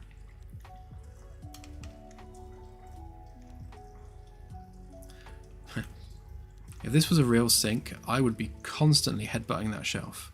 Like every time I went to do something, I would literally be nutting the shelf. That might need moving slightly.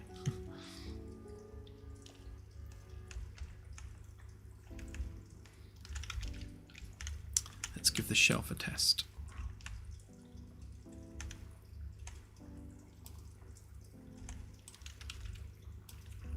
Hurrah! The shelf works.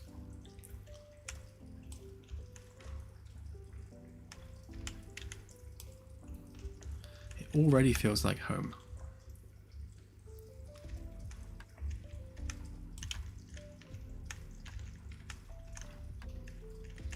So the next thing we need to do is have it so that it recognizes when objects are on top of the heating pads, and then heats them up. Although, I guess if it's an induction hob, then that wouldn't work anyway, would it? Unless it was something that could induct.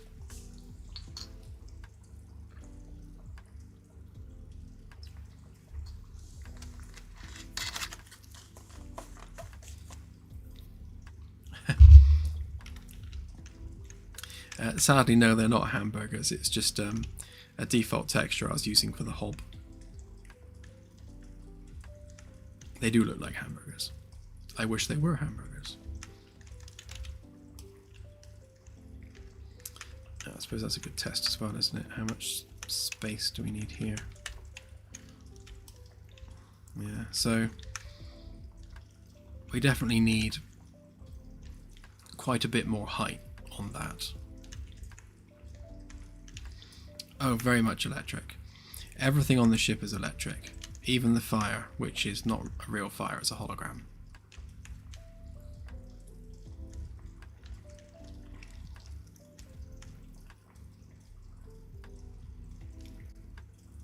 Oh, okay, binary, thank you. Well, I guess we'll put a pattern on there so that we know where they are at least, and have like an illuminated pattern on the surface, which would look quite cool, along with the controls, maybe along the side.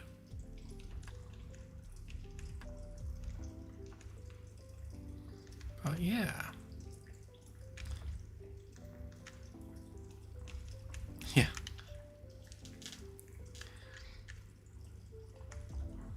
It would be cool. Actually, one thing we need to do is I just realised that's a different wood.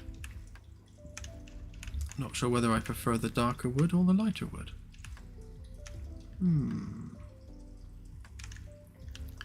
I need to re-export these panels.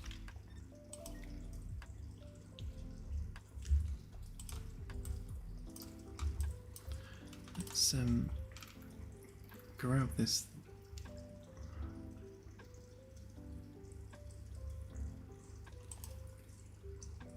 That is the same wood. Huh, interesting. It must just be the lighting difference, but definitely looks darker.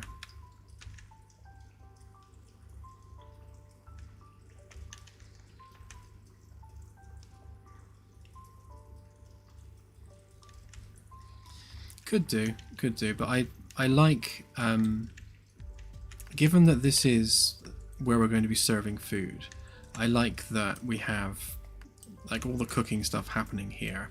We've got prep room either side for just placing stuff. And it's nice that we can just kind of turn around and plonk it there. This is more creating stuff. Create, wash, cook, serve. I like that there's a flow around the kitchen as you go. And then grab drink.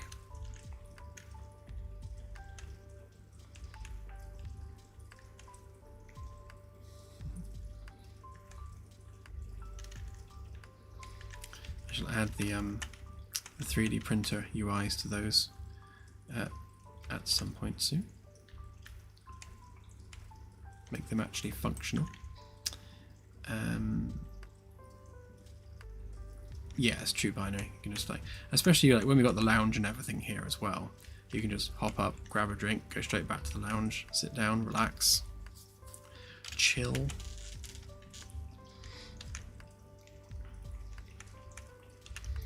Right, so these here panels, I think I've got them separately, yeah. So I need to export these back out because we've extended where this beam is, these no longer line up. So I just need to fix that. And then pretty much we'll be calling it a night because we are reaching the end of the stream.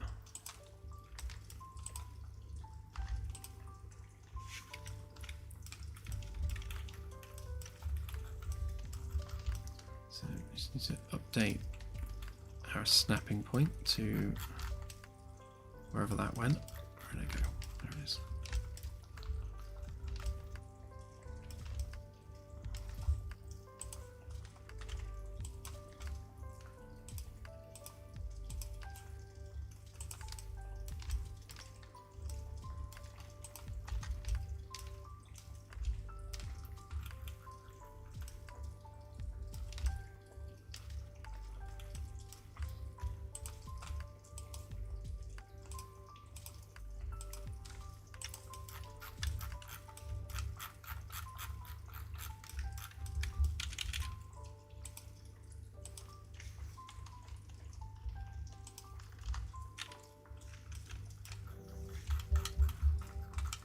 Thought I'd escaped out of that one by mistake.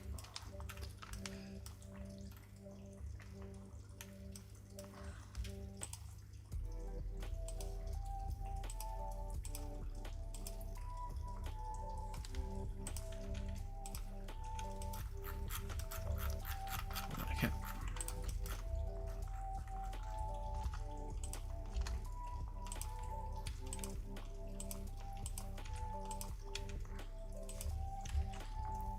And then that one.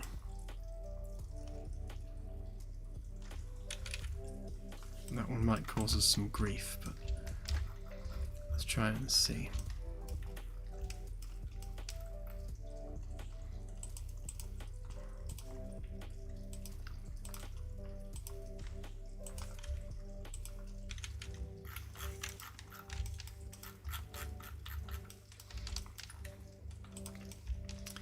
Then we have the shelf unit itself. So that's the component. So that's the group.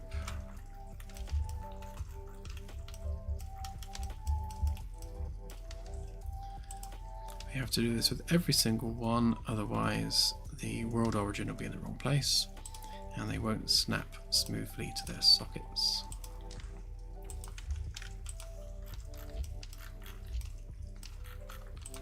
So group components.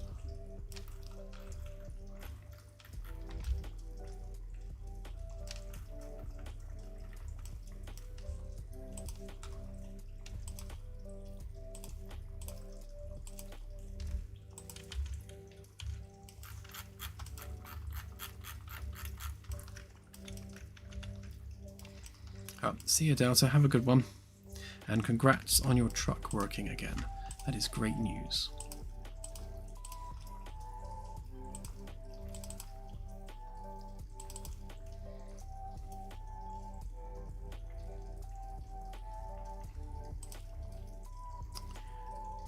What's this file called?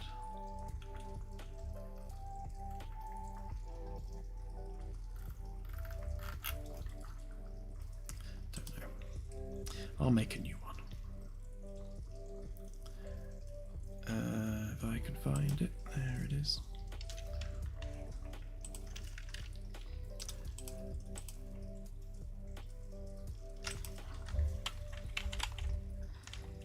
Small panel, VIP, entrance, left, VIP. Shelves left.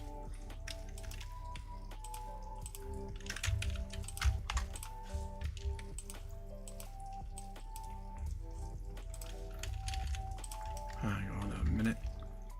Oh, right, yeah, so what I've done there is these are components. So obviously when I'm changing the axis direction, it's changing it for the other one, which means that one needs to be unique. Curses.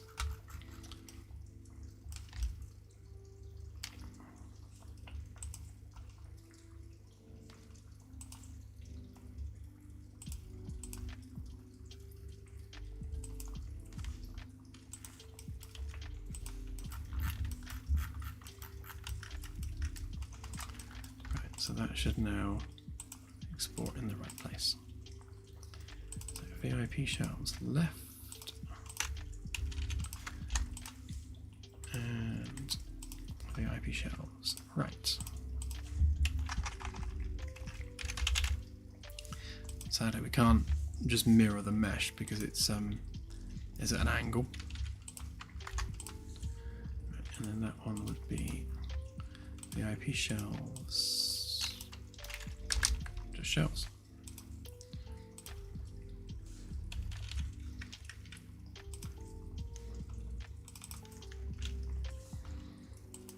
So re-import with a new file.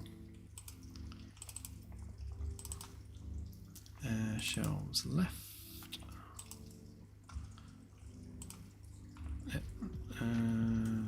Oh right, yeah, they need to snap, don't they?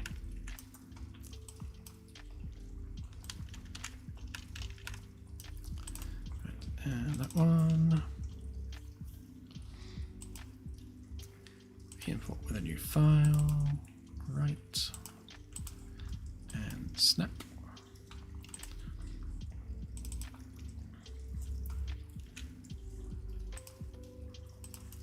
Same again, and snap. There. Right, so they are in the right place now, and I've removed the curve at the top, so they now fit flush with the beam around the outside. So that should remain consistent all the way around there, and then go up and around. And this sticks out obviously, but it'll be the only thing that does, and then I'll go back into being flush all the way around there. It should be the same vertical height, floor to wooden plinth, but obviously the wooden bit gets fatter as the ceiling slopes upward, just to make my life awkward. Right, so we just need to fix this, so we'll delete those ones.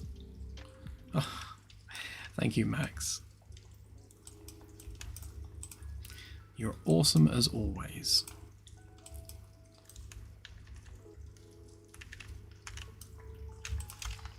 Delete the old ones that make no sense. Put that there, put that there, put that there.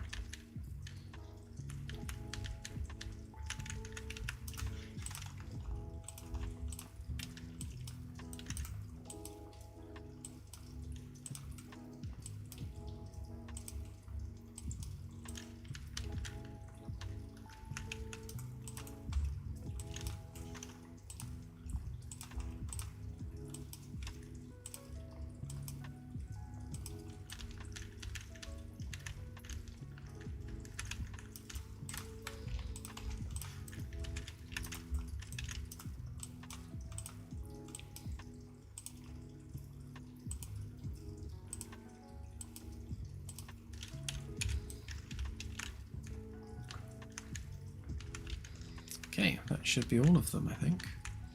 So, on the next couple of streams, for the Magellan at least, oh, I missed a bit there, we'll do, I guess we'll get the door frame and the corner pillars done. These things are going to be a nightmare, so we'll leave them till last. But if we can at least get like that end of the room done, that'll be quite nice. Just to start to see some proper progress, which is nice.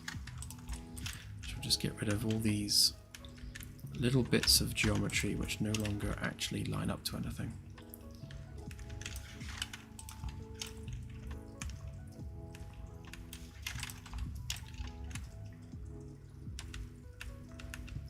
Yeah, I think we're good.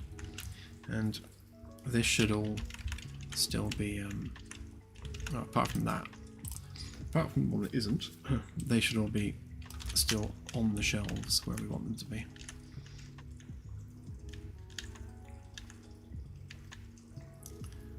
Right, okay, well, on that note, I shall leave it there. It's been quite a productive stream, really. I think we've made some progress on the kitchen and got some plans for where to go with it. And yeah, I think the VIP quarters are coming along nicely. And we'll just do a less good version of this for the other crew quarters. Same thing, not as nice, but yeah, I think that'll cover it. Right, so have a good one, everyone. I shall see you on Friday for our Friday fun day, and no idea what we're doing. I'll find out on Friday. Right, have a great rest of the week, and bye for now.